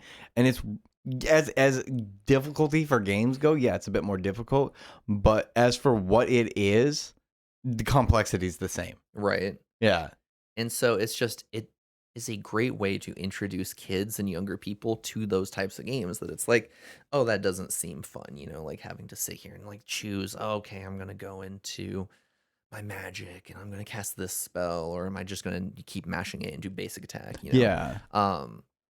But Pokemon Emerald still to this day has such a special spot in my heart, from that start music when you're in the menu to literally just the running around and how everything looks. Oh, well, I mean, honestly, just in your head, close your eyes for a second and imagine turning on that Game Boy Advance. Ta-ding! Yeah. And it's just immediately like, yeah. It's so good. And, it continued my love for, the gaming on DS to Switch to, one day I would eventually like to get a Steam Deck because, They're great. I have a couple of friends that have them. Yep. And, honestly, the stuff I've seen on how you can like mod them out and that kind of stuff, yeah. it's insane. I am not a fan of portable game systems. I don't do them. I own a Switch. I owned an original Switch. I actually gave it to my sister. Mm-hmm. And I have a Switch Lite that is somewhere. I mean, normally I'm really organized with all my electronics, but I don't know where it's at. I'm never going to play it. Right. It's Nintendo lost me. as a teenager, and it's not honestly. Nintendo lost me after the Wii. Mm-hmm. I loved the Wii. Me and a friend of mine were actually we ranked on the global leaderboards for Mario Kart Wii. Like we played it that much. The only time we could play with anybody that was a challenge to us, we'd have to wait till like 2-3 in the morning. And that's when all the players overseas got on. Mm-hmm. And that's when I myself held a Rainbow Road Ghost Challenge for 2 weeks. Later on, near the end of the lifespan, somebody beat me by like less than a second. Made me so mad. Jumped over a corner, got that, and I never was able to replicate it. But that's but that past that, they were too geared towards children for me. Mm-hmm. And I feel like that's kind of where they lost me. I'm like, I really wanted to love half the new Zelda games. I really did because I loved Zelda. Like I can go back to like Wind Waker was probably one of my favorites, and a lot of people disagree with me on that. They hated Wind Waker. That's Laura's favorite. I love the look of it. I love how it makes me feel. It's the game that's almost on here, even though I have never made it off of like the second area. Oh my god, I have beaten that game so many times. Well, it was one that I would turn it on and I would just run around in the starting village. I would just play around in the starting village because it was so much fun. I wouldn't do anything else. I would just run around in the starting village, watch what other people were doing and that kind of stuff. I liked the boat guy. I liked the King of Hyrule being a boat. I liked how there was this huge world, but all of it was underwater. Yeah. And so you had to go to these individual places that spread the game out. Yeah. So you got to sail over there, but you got to avoid hazards and monsters and storms, and it was so much fun. And then they came out with like Twilight Princess. Mm-hmm. I have not a popular opinion I've learned in my life. Twilight Princess sucks. It was so on rails. Brought in furries everywhere to the Zelda franchise. It was weirdly on rails. Like even for a Zelda game was you go that way. And every character they introduced in between made Navi look like the most beloved character in all of Zelda. And that's bad. Right. Because Navi was the most annoying character in Ocarina of Time. So and then once Nintendo evolved heavily to be mobile, because let's be honest, it's so that you can hand it to your kid in the backseat of your car where you guys are going somewhere. Because your kid's going to have a lot more necessity for portability than I do. Because like I drive everywhere. What am I going to do with like, what am I, if I'm going somewhere, I'm doing something. So I have, or if I'm at work, I'm a half hour for lunch isn't enough time to sit down and play a video game. So I never felt the need for portability. And so like the Steam Deck is really, really cool though. Right. But it's just not something I plan on going with. And on the Pokemon note there, it's just, I also am not a fan of Pokemon. And I can't tell you why. Right. I really can't. I have nothing against them. Other than the fact that it's kind of animal abuse, the simulator. For sure. But I have no problem with it. It's fine. I loved Digimon growing up, but I just never got into Pokemon. Yeah. It was one of those I played the games. I remember I felt like the coolest kid in the world because I got the advanced SP. Oh yeah. I don't know if you ever saw these. They're like that. Yeah. Perfect squares. They were terrible. They were so bad. Because the regular ones were the flip-ups and had these two big screens on it. It had at least that one big screen on it. And then the middle was this tiny little screen. And it was just this fat little square device. And it wasn't great. But I got to play Final Fantasy Tactics on it. So that was something. But I'll use that to transition to a game that was recently re-released. And it's Command and Conquer. Originally released on the PC September 26th, 1995. A lot of these games make me feel not as old as I feel half the time because I was not that old when this game came out. But Command and Conquer and Doom were the games I bought at that yard sale. And if I remember correctly, Ron Perlman was part of it. I believe it was. He was one of the bad guys. He was the bad general. I might be wrong, but there was a celebrity who played the bad general. That's so funny. Because it wasn't animated. There was actual people that did the cutscenes. And it was just a dude in the war room. You need to go over there and make sure that these guys don't cross this line, you know? Yeah. And there were just little engagement scenarios.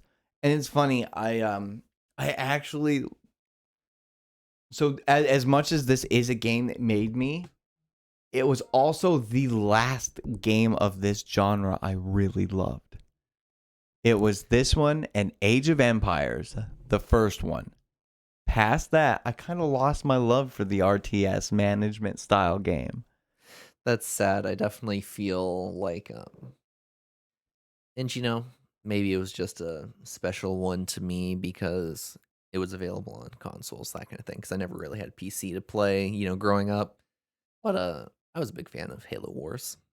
I beat the first one. Mm-hmm. And here's the problem is I really wanted to beat the second one, but it was kind of difficult. Yeah, I never ended up trying to play the second one. And then I jumped into Infinite, and it turned out that you needed the story to fucking make anything make sense. The only way Infinite makes sense is if you've played the Halo Wars series, which made me upset. So I am now going to hop over to another game that shaped me growing up. Dragon Age 2. It was released March 8th, 2011 on everything. Yeah. Oh, yeah. We very, very few. I believe this is the only game on our entire list that was not an exclusive for anything. It was released on everything all at once. Yep. And Dragon Age 2 is, for a lot of people, considered to be the worst Dragon Age game. So my wife loves them, and she can't play it. What? The Steam download version of it glitches out, and it's unplayable. Yeah, so that might be a reason why. I think when it was ported off of its original discs, something broke, and I don't know. Yeah, I also wouldn't be surprised if it has some freakouts because it's an EA game. Oh, and gosh. a lot of my EA Steam ones will freak out because of the fact it wants you to go through the EA launcher and that kind of stuff. Oh, yeah, but it's not registered to the EA launchers? Yeah. Yeah. Dragon Age 2. This was another one of those where I love Dragon Age 1, but Dragon Age 2, the quest is so much more centralized and it's so much more focused. With it taking place entirely within Kirkwall, you just have so much more time to get to tell a story, and you see the city like evolving and that kind of stuff, and you're seeing this battle starting to like heat up between the Templars, the mages at the very beginning, but it's like, oh, that's not the main issue. We're dealing with the Qunari, and so the Qunari are here, and we're struggling with this massive army that basically washed up on shore and are staying here until they can get back home. And it's like this weirdness of like diplomacy of, hey, we don't necessarily want to start a war with them, but it's kind of weird having this army on our shores just like sitting here. Yeah. And so it's like, oh, that's the focus, that's the battle. And it's like, no, that's the halfway point. And then this back half of this struggle between the mages and the Templars, the slaves and the enslavers, it's that classic X-Men story of, you have this power. Oh, we're going to pretend as though, you are already bad, even if you haven't done anything bad, because we are worried that like, oh, well, if we let you do bad stuff, it's already going to be too late. And so that preemptive, danger is more so causing the problem, because then it's like, oh, mages are fighting back because they don't want to be enslaved, rightfully so. And the Templars are, trying to inhibit them because they're scared of what they could do. And so it's just, it's a great story. It's great problems. The characters are amazing. It is just so good, and it was so big for me because it wasn't as big as the first one. It was smaller, it was more focused, but because of that, it felt like they were able to tell a much more compelling story. Yeah. And so it's just one that is so special to me, and I love it so dearly. The ones that there are quite a few games on our list here that are, of course, because this game's all about the ones that are our favorites, the ones that shaped what we even play now. And so all of these games have like the biggest soft spots. Yeah. Like, I'll go ahead and throw into my. We have I think we each have at least. I have 2 left on my list. One's really more of a general honorable mention. But for right now, Halo CE, released on the Xbox November 15th, 2001. I got 2 words for you, Kevin. Blood Gulch. Oh. I got 3. Red vs. Blue. Oh, man. What this game spawned was unbelievable. Yeah. Unreal. I remember playing Halo and being enthralled. Just, there was something about the grunts, how they were sassy and running around. Don't kill me! Right. Freaking, it was somehow they humanized a non-human character, but yet you didn't really feel bad. Mm-hmm. Like, the story, great. The stakes, unreal. I didn't even really remember that they freaking introduced the Flood in the first one. Yeah. Yeah, for some reason, I always think they introduced the Flood in the second one, but that's no. The Flood was a part of the story from the very beginning. Yeah. Like, what they were set to do, and not just, like, in the future of this game franchise either. Like, what people did personally. Red vs. Blue. The book series. Like, when they flushed out characters. And you learn who Master Chief is, and where he came from, and how he came to be what he is. Not who he is, but what he is. Right. And it's such a good game series that sprung out into a million more things. Like, we were even discussing the RTS freaking Halo Wars series. Right. So many genres. You've shooters to RTS to freaking strategy games to books, and you can buy a full Halo encyclopedia. Yeah. Of just what happened through these games and books. And I think that there's something so beautiful in that, because that's something that normally only movies get. Because it has almost reached the same cult level as Star Wars, as far as the sheer amount of content consumable about the topics. Right. And again, you can go out and you can buy a book that is just Star Wars timelines. Literally just timelines of what happens in Star Wars. But you can do the same thing for Halo. And I feel like Halo's been around half the time and has accomplished almost as much. Right. And it's just so impressive because everybody knows who Sierra 117 is. Mm-hmm. Everybody knows the Master Chief. The suit of armor is iconic. Collectors have them in glass cases made of foam rubber. And everybody wants the real deal. I mean, hell, I've even seen real guns made to look like the Halo weapons. And it's just that iconic. My 8th grade year, we have, a nice little in the gym, an event going on or whatever. One of the things is the classic, guess how much candy's in this jar? One of my friends wins, spot on, exact number. What number did he choose? He chose Spartan 117. Just, that was the number he had in his head. Halo was big. Halo was important to him. And Lord. We know Master Chief, but not only do you know Master Chief, you know his number. Like, that is something that's so crazy about a character, because there are so many where it's just like, Oh, I don't know the character's military ID, but this is their Yeah, call sign or whatever. You know his call sign. You Right? know his designation is Sierra 117. And so it's such a crazy one because you're not wrong. What it spawned is insane. Exactly. I worked with a girl at one of my last jobs, and her name was Sierra, and her employee number was 117. And it was just a sheer freaking coincidence. But I made she never played it. Never played Halo. Had no idea what it was. But I used to make so many Halo comments to this girl. What's up, Chief? Chief, going out to kill some, take out them grunts.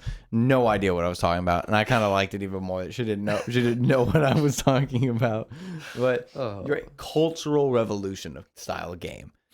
All right, because you have an honorable mention, I will let you hit your honorable mentions, that kind of thing, before I do my last one. So, any of us that were born in the times before primary game launchers on computers, it's almost hard to remember a time pre-Steam, because Steam has been the default launcher for so long for PC.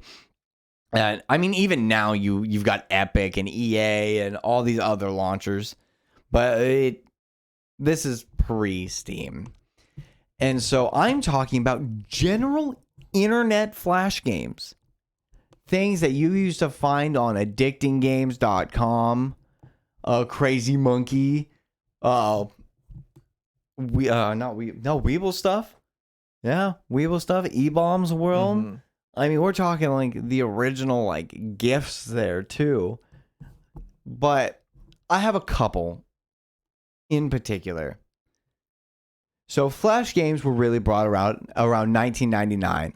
A guy named Tom Fulp kickstarted the Flash games on Pico School on Newgrounds. And it almost, I always kind of figured Newgrounds was a later edition. Right. I never figured that Newgrounds was the start. But it kind of also doesn't surprise me. And so many games I've played. You guys probably remember the maze games that just ended up as a jump scare for your friends. All those little ones. Like a big one for me was called Thing Thing Arena. And there was a whole series of Thing Thing Flash games. The Thing Thing series is still available to play. It is still on Crazy Monkey Games. That's insane to me. And it was just that you used your mouse to aim a gun and you walked around. That was it. Very simple. All Flash games were very simple. Yeah. And I think that's the point. That's one of the things that made them so much fun, is the fact that you always just sat there and played them for hours because they were stupid and repetitive. And so things like Thing Thing Arena and Adventure Quest, that was one of the first like just base websites that was its own game. It's, again, still around, which surprises the crap out of me. At battleon.com, you can still play Adventure Quest. It's not what it used to be. Because I think there's actual animations now. And when I played it, it was honestly just a series of still images. That, like, you'd have two characters talking to each other. And then when you'd be in a battle, it's just two pictures. And you'd click one, and, like, it'd jump forward to another picture where the guy's got his sword out. And then he'd jump back. And like it was not even real animations, but those were some of the first widely available games. So that was the kind of game that you were able to go talk to your friend about, because you know he was able to play that because you all managed to play them at school. Mm-hmm. Those were the first games. You were like, those were the first things that your teachers had to build firewalls against. And there were so many companies that capitalized on schools wanting people to not play Flash games. So as an honorable mention, I just figured I would throw in the Flash games. Yes. So much time. So my final one, this was one that we discussed and you were surprised to see on the list because this game came out December 10th, 2020. And this isn't necessarily a game that at launch was viewed positively. It took quite a bit of updates for it to gain its sea legs. But a very big, very important game for me was Cyberpunk 2077. And that was because it came out barely before my daughter was born. So this was a game that I played a lot with her asleep as a baby on my chest. Oh, yeah. This was one where me and Laura would be exhausted during our parental leave, and she'd be asleep on the couch. We'd have our dog and cat laying on the bed with us, and I would be holding Evie, and I'd just be playing this game. And it continued to shape the way I play games now because I don't really have the ability to play, these longer, unpausable multiplayer Oh games. gosh, So it's yeah. very much oh, like I need to pause right now. And this was a game that I could continue to do that. I could pause it, I could play. It had, in my opinion, very good story. I won't say it was an amazing story, but it was a very good story. It had a lot of very interesting side characters. It had a lot of lore and that kind of stuff that it kind of gave to you, but you could also deep dive into it and like really get into the lore. But it was just such a perfect game to came out at the time it did because it's one of those where it's a big open world and there's a lot of stuff you can do. And so if you're not at a moment where you don't want to, have to focus on story or you don't want to listen, you want to go brain dead and just play a game for a second. You could do that. Hmm. And so it was just such a perfect game of being able to do some really fun story missions, these like big, like just massive cinematic moments, but then also be able to like just kind of drive around for a little bit collecting some stuff. It's Keanu Reeves, the video game. Yeah. And it was just really good. Yeah, so that's my final one. And yeah, so now we're going to transition out of our main topic to Yes. Kevin's Steam segment where Kevin, you have been playing Stick Fight the game. Yes. So weirdly enough, this ties into my honorable mention for Flash games. So there was a website back in the day called stickdeath.com. And it was the most brutal site a kid could visit. And nobody would bat an eye at it. Because they were stick figures. Everything was stick figures. Oh, goodness. All the gore were just red lines coming out of stick figures. So mind you, our parents had issues with it, but they were stick figures. Right, it's And- not a Mortal Kombat, Yeah. actual people getting decapitated. And It's so just there stick were figure. so many little mini games, little flash games on Stick Death where you could literally just beat 'em up games. Mhm. Like Final Fight. If anybody remembers Final Fight, it was like the first console side scroller beat 'em up. You roll over, just knock the dude down, knock the dude down, go on to the next area kind of game. And recently, I have quite a large group of friends on Steam. My sister loves to show me these weird games. It's actually where I end up finding these weird games half the time. Is my sister's like, hey man, we should play this game. That's how this one came about. Stick Fight the game is, for lack of a better way of explaining it, it is Super Smash Bros. With Physics Engine. Just replace all of your characters with stick figures. And when I say with physics engines, I mean it. Everything's a ragdoll. And so you have to fight each other with punching, kicking, or you can pick up weapons. Oh, no. Shooting a gun in that game is the most ridiculous thing in the world. I'm going to get you, man. One of these days, one of these bullets, I ran out of bullets. What am I going to do? Throw it backwards. All right, try and reach for something else. Oh, it's fun. God, that makes me think of, have you ever seen Nidhogg? I don't think I have, no. Oh, there we go. All right, that'll be something. Nidhogg. Yeah, you got to play that with some friends. I'll show you a All video right, after the podcast. We'll look into that one. Yes, but Stick Fight the game. Oh my gosh. If you like beat 'em ups, it's not necessarily heavily Brawlhalla would be a better game to relate it to. It's Brawlhalla with more physics. Because Brawlhalla is kind of a more extreme version of Smash Bros. As it is. And I feel like almost as extensive too. You probably have way more options for Brawlhalla these days than Smash Bros. But it's something that if you have a group of friends and you want to waste the next 2 hours, you're going to play more than that? Probably not. Probably a few hours here and there every few months. But if Nice you've got at least heated 2 hours. yes, if you want to start some small arguments with your friends and stop talking to them for a few days, this is a good one to do it. You know, if you want to step away from Monopoly because the family's about to start a freaking civil war, go to this one because at least then you can release some of the pent up civil war. Right. Yeah, it was a good one. So on that note, I'll transition it over to Zenith here for Zenith's awesome anime. Yeah. So last week I told you guys we were going to be talking about the Cyberpunk Edgerunners anime on Netflix. And this anime,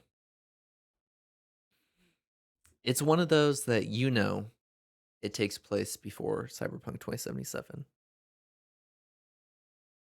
And because of that, you very quickly realize these characters aren't around in Cyberpunk 2077. So They're something's gonna go bad. You know this something's going can't be bad. good. Yeah, It fits into some of my favorite media of I love Halo Reach.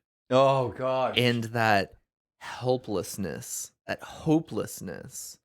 of no matter how fast you run through those last couple levels, no matter how good you do, it doesn't matter. It doesn't matter. Carter, no. Emil, no. It's so good. And it's one of those where I can't remember no. when it was. I think maybe it was the second or third team member that died. And Laura looks over at me and she knows now what this game is going to be and what's going to happen. That's the same exact thing with why I love Rogue One. And knowing that none of these characters are going to make it out of here and still hoping somehow they do. Well, that's the thing. That the one thing they did really well with the whole Rogue One and this entire trope, well, not really trope because it's a really good premise of taking a story where no one makes it out. And just hoping. And maybe there's somehow they still get you to root for somebody you know is going to die. Yep. You really think they made an entire extra series just to make you root for Cassian Andor, and you know he gets vaporized. Yep. You know where and how he dies, so rooting for him is almost pointless. And it's one of those that Cyberpunk Edgerunners does it, and you also just can't help but root for them. You can't help but fall in love with this group of idiots. No. And so we start with so first of all, this series, banger music all the way throughout. Just good to know. So good. Nice. The music is so good. And we start in our character David. He's going to the Arasaka University. He's going to be a corpo. That's the goal. His mom is just a regular paramedic who, and I say regular paramedic, it's like, oh, that sounds weird. The thing is, in this world, there are some extremes, and we'll get to them. So there's a reason I say regular paramedic. And she is trying desperately to give David a better life. She is scraping through, just like doing these jobs, that kind of thing. That way he can have a better life. And he is struggling, like he obviously is a very different type of person compared to everybody else who's going to this university. He's having difficulties. A lot of the guys have money, and so therefore they're able to buy enhancements. And so, they're modding out their bodies and that kind of stuff, whether it be something as simple as, oh, hey, I got the money to buy the latest, MMA chip, so I can slot that into my neck, and all of a sudden, boom, I know, super advanced MMA. And, so he's struggling at school. He tries to take some shortcuts, ends up fucking some stuff up at the school. And basically, his mom now owes the school a lot of money because he fries their system because he tries to use a modded out piece of equipment. That way he didn't have to pay for the super expensive one that the school is requiring, and ends up frying the system. Oh, dang. And so then all of a sudden, his mom and him owe a lot of money. And as they're talking about this on the freeway, a gang turf war kind of breaks out on this freeway, and their car gets shot to shit. And, you know, car flips, they're unconscious, that kind of thing. And the special shows up. And this is where I say normal paramedics versus trauma team. And trauma team are armed paramedics that basically show up with guns. And if you have the right insurance plan, they show up and they will rescue you from like hostage situations. They will rescue you from like, this like gang fight that's coming out. And so they show up first because they have these, like flying vehicles that they basically operate out of. Yeah. So they are much quicker to get to scenes. They show up. David's mom's unconscious. He is, stuck hanging upside down in this car. And he's like yelling at them like, hey, like we need help, that kind of thing. They come over, they scan him. Oh, neither one of you have platinum coverage. So they keep going on to scan the next couple of people, see, what insurance do they have? Are we going to help them or that kind of thing? Damn, that's savage. And so normal paramedics show up, eventually get the mom, that kind of thing. She's at hospital and they're like, okay, surgery went okay. She is stabilized. And, we're very quickly kind of learning the world of cyberpunk. And, David's like, okay, can I go see her now that she's stabilized? And the doctor looks at him and says, sorry, that's not on your plan coverage. You don't get visits. And so, he goes home. He basically is like trying to figure out what the fuck, what am I going to do? Because now I also have to pay back The hospital. the hospital. And then his mom dies. Oh, she didn't end up, like she had some weirdness happen and her coverage didn't, allow them to like really do what they needed to save her. Yeah.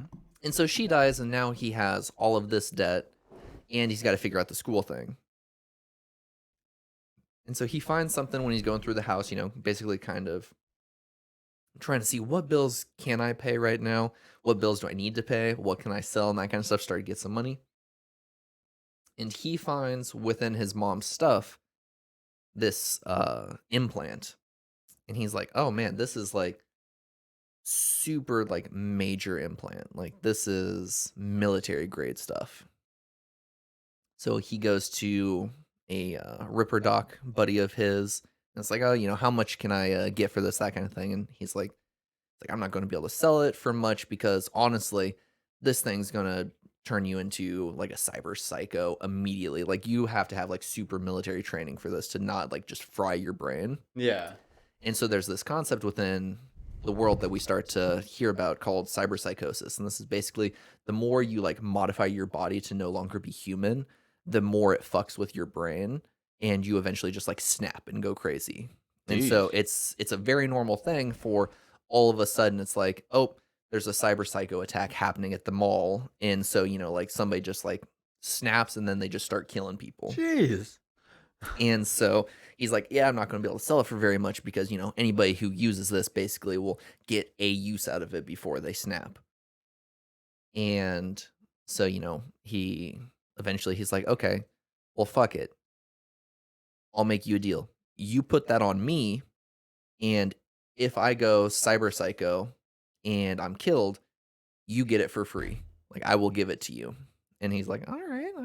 No, that's pretty much a guaranteed free piece of equipment. Exactly. So he puts it on him, and David goes back to his school, kind of gets a chance to test it out, beats the ever-loving shit out of one of the kids who had just been fucking with him a lot. And then he just walks out, and he's like, all right, I'm cool. And then he kind of sees somebody who is going through, and what she's doing is while people are on the subway, she goes by and she like starts popping out the chips that they have in their necks. That way she like, oh, go grab these and just, go sell them real quick, that kind of thing. Yeah.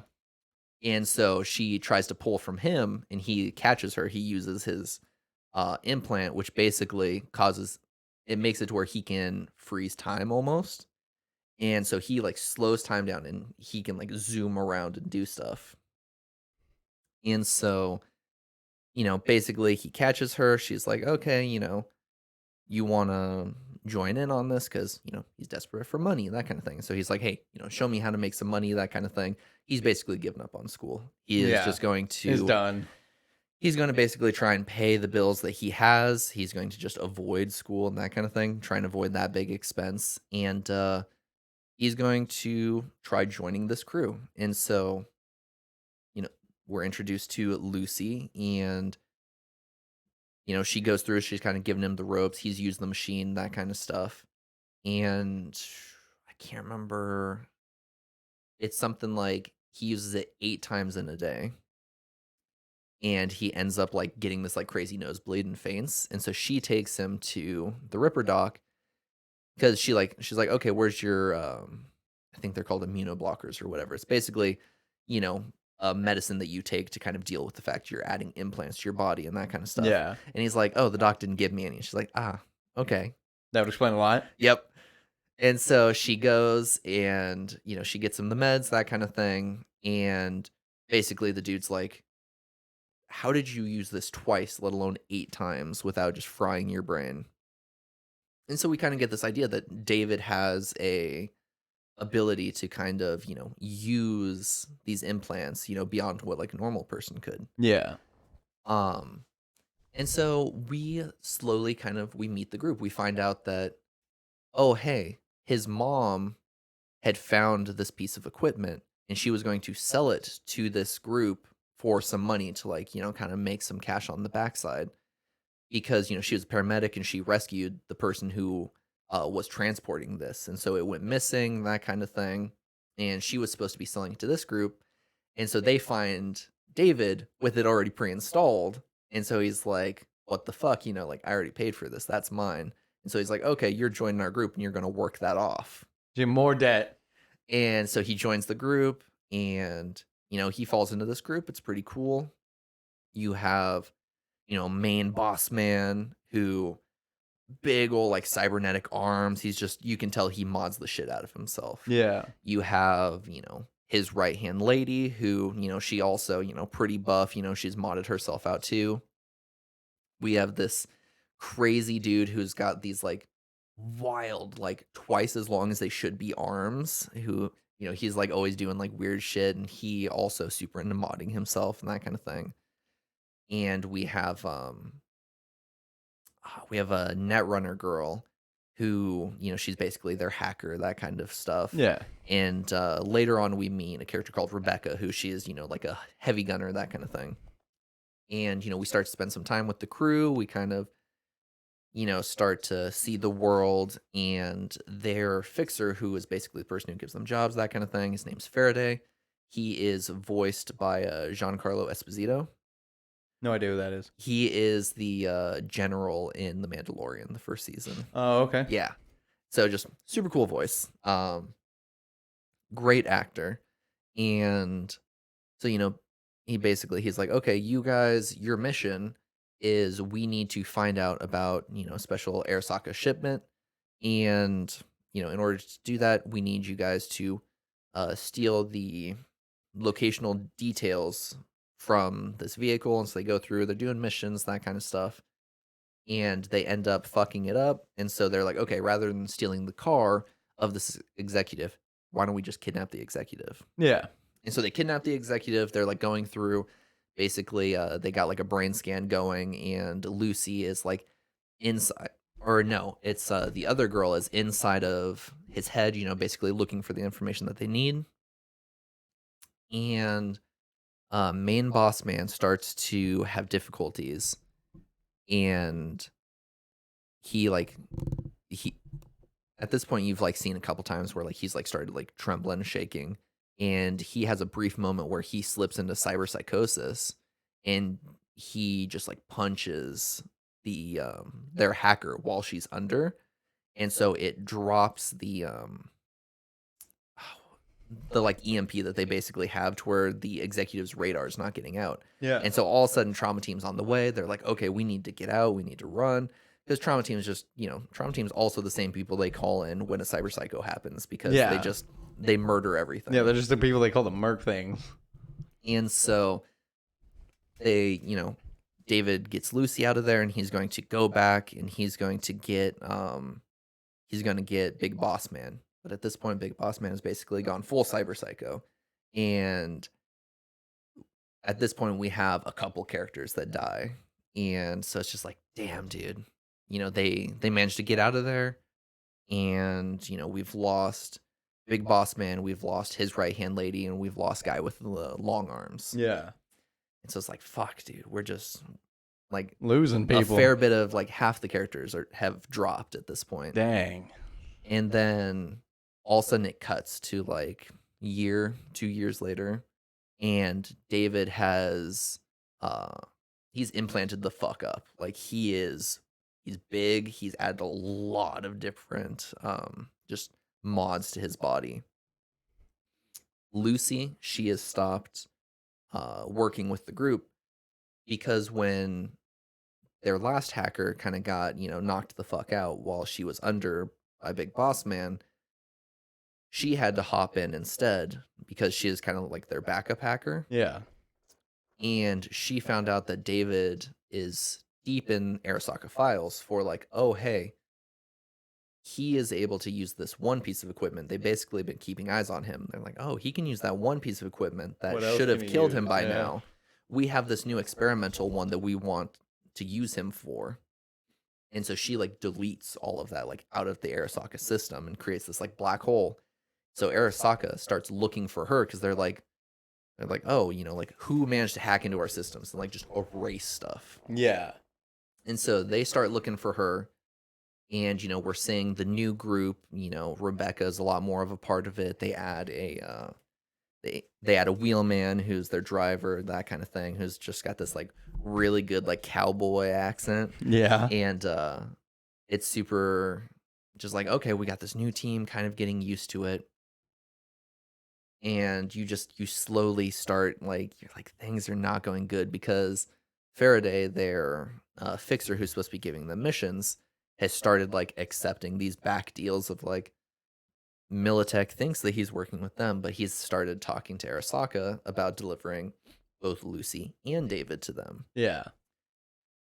And so eventually we hit a point where the original hacker lady, she also is working with Faraday, and she's planning on betraying the group. And so they get them to do this mission.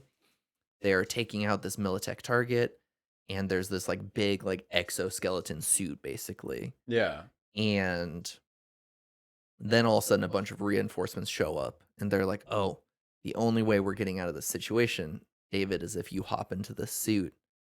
And then they also at the same time get a phone call that Lucy's been captured by Faraday. And so it's all a clever plan to get him to put on all these mechs and stuff. And David puts on the suit, and you immediately know that it's like, and at this point, even before he's gotten into the suit, we've started seeing him start to experience some of the cyberpsychosis. Yeah. And so he's already started to have difficulties. And before going on this mission, the only person that knows is Rebecca, because she had to take him to the doctor to get basically an insane dose where the doctor is like, hey, like, I have all of this for you. Once you run out of this, you are gone. Yeah. That's it. Like, there's no, like, even if I give you more meds, like, this is all that is going to work. And so they basically, the suit that he hops into has a thing where basically it slots in all of the meds, and it has this like scan where it like starts to see his percentage of cyberpsychosis. And every time he starts to like get up there, it'll inject him. And so we start to go through this fight where he has to fight his way out of this ambush in the suit. And then he has to make his way through the city to basically try and catch up to where Lucy is being delivered to Arasaka. And so as he is doing this, you're seeing him going crazier and crazier, and he's getting injected to basically, calm him down. And you're very quickly seeing him running out of these vials. Yeah. Because it's like the suit enhanced it so much more. Like, it was supposed to be like he's probably got a couple months, that kind of thing, to like he is cycling through this month's supply in hours. Yeah. And so it's one of these where you were watching himself. He is literally killing himself to try and save Lucy, who he loves. And it's just, It's so good because as they are doing it, they literally play the love song from them falling in love together Yeah. as he is killing himself to save her. Yeah. And they introduce a character, and this is where you know that it's like, we're not making it. This isn't going to have a happy ending, because they introduce Adam Smasher, who is the cyberpunk boogeyman of like, he is somebody who, he is the last person like David who had such a penchant for mods and that kind of stuff Yeah. that he has completely gone Borg, as they call it. He is a cyborg. He is pretty much all machine with like a tiny, like, I think like literally maybe his head is human. Yeah. And that's only like part of his head is human. Like most of it is robot too. And so he shows up and he starts, you know, fighting the group and that kind of thing. David's trying to like fight him and he's struggling. At one point they're like, okay, we're going to run away. And he manages to like kind of stop him in his tracks enough to where they can try and escape. And, you know, they're like, okay, we've gotten a second. It's time to run. Okay, driver, you're going to get us out of here. And he's like, okay, you take Lucy. Me and Rebecca are going to. And then Adam Smasher falls from the sky, crushing Rebecca. And you just see just blood splatter Missed. everywhere. And you're just like, fuck. Jeez. And this one-on-one fight starts again between David and Adam Smasher. And the cowboy driver basically grabs Lucy, throws her in the car, and starts driving off. And he's like, I'm sorry, but I promised David I would get you out of here. And they drive off while David is basically dying fighting this fight. And yeah, it ends with two people having survived, which is surprising. And we don't know what happens to our cowboy driver, but Lucy eventually achieves her dream of, she had told David that she wanted to visit the moon. And so with all the money he had saved, he basically had like put aside money for her and was like, hey, we're going to go to the moon. And so she goes to the moon, and that's where it ends with Oh, us that's just like nice. heartbroken that like she managed to achieve her dream. And it's this big theme of throughout the movie or the series, David never does anything for himself. At first, he's living his life for his mom. He's living for her dream. Then it switches to living his life for Lucy. Well, and then it switches to he's living his life for the big boss man. And then eventually he's living his life for Lucy. And so it's just like, there's a point where he's like, there's no getting out of this for me. He's like, this was all my life was ever going to be. Like, I don't have a dream. I don't have anything to achieve. Let me help you with your dream. Yeah. And so it's just this like just so heartbreaking to watch as you like, you know, he is losing himself and he is literally killing himself for the person he loves. Right. Well, on that note, thank you once again for joining us for our show. And next week, I'm sure we're gonna have some more anime. Yeah. Next week, we're talking Tokyo Ghoul, one that Kevin has seen. We're specifically going to talk about the first 2 seasons. Yes. So, yeah, go watch those. They're both on Crunchyroll. I think possibly also on Hulu if you have that, but don't have Crunchyroll. But, yeah, that's what we'll be talking about next week in the Anime Corner. And once again, thank you for joining us on Sorry You're Wrong podcast. You can go ahead and like, subscribe. You know, if you have any suggestions for future topics, go ahead and leave them down in the comments below. And we are also on Spotify now. Yes. So if you want finally to got listen, on Spotify. Want to listen to just the audio, that is available too. So as always, thank you for joining us and have a good day. Goodbye. Thank you for watching this video. If you enjoyed it, I'd appreciate if you liked, commented, subscribed, followed, all the things on all the platforms. I appreciate you watching this video. It truly does mean a lot to me, and I hope to see you in the next video.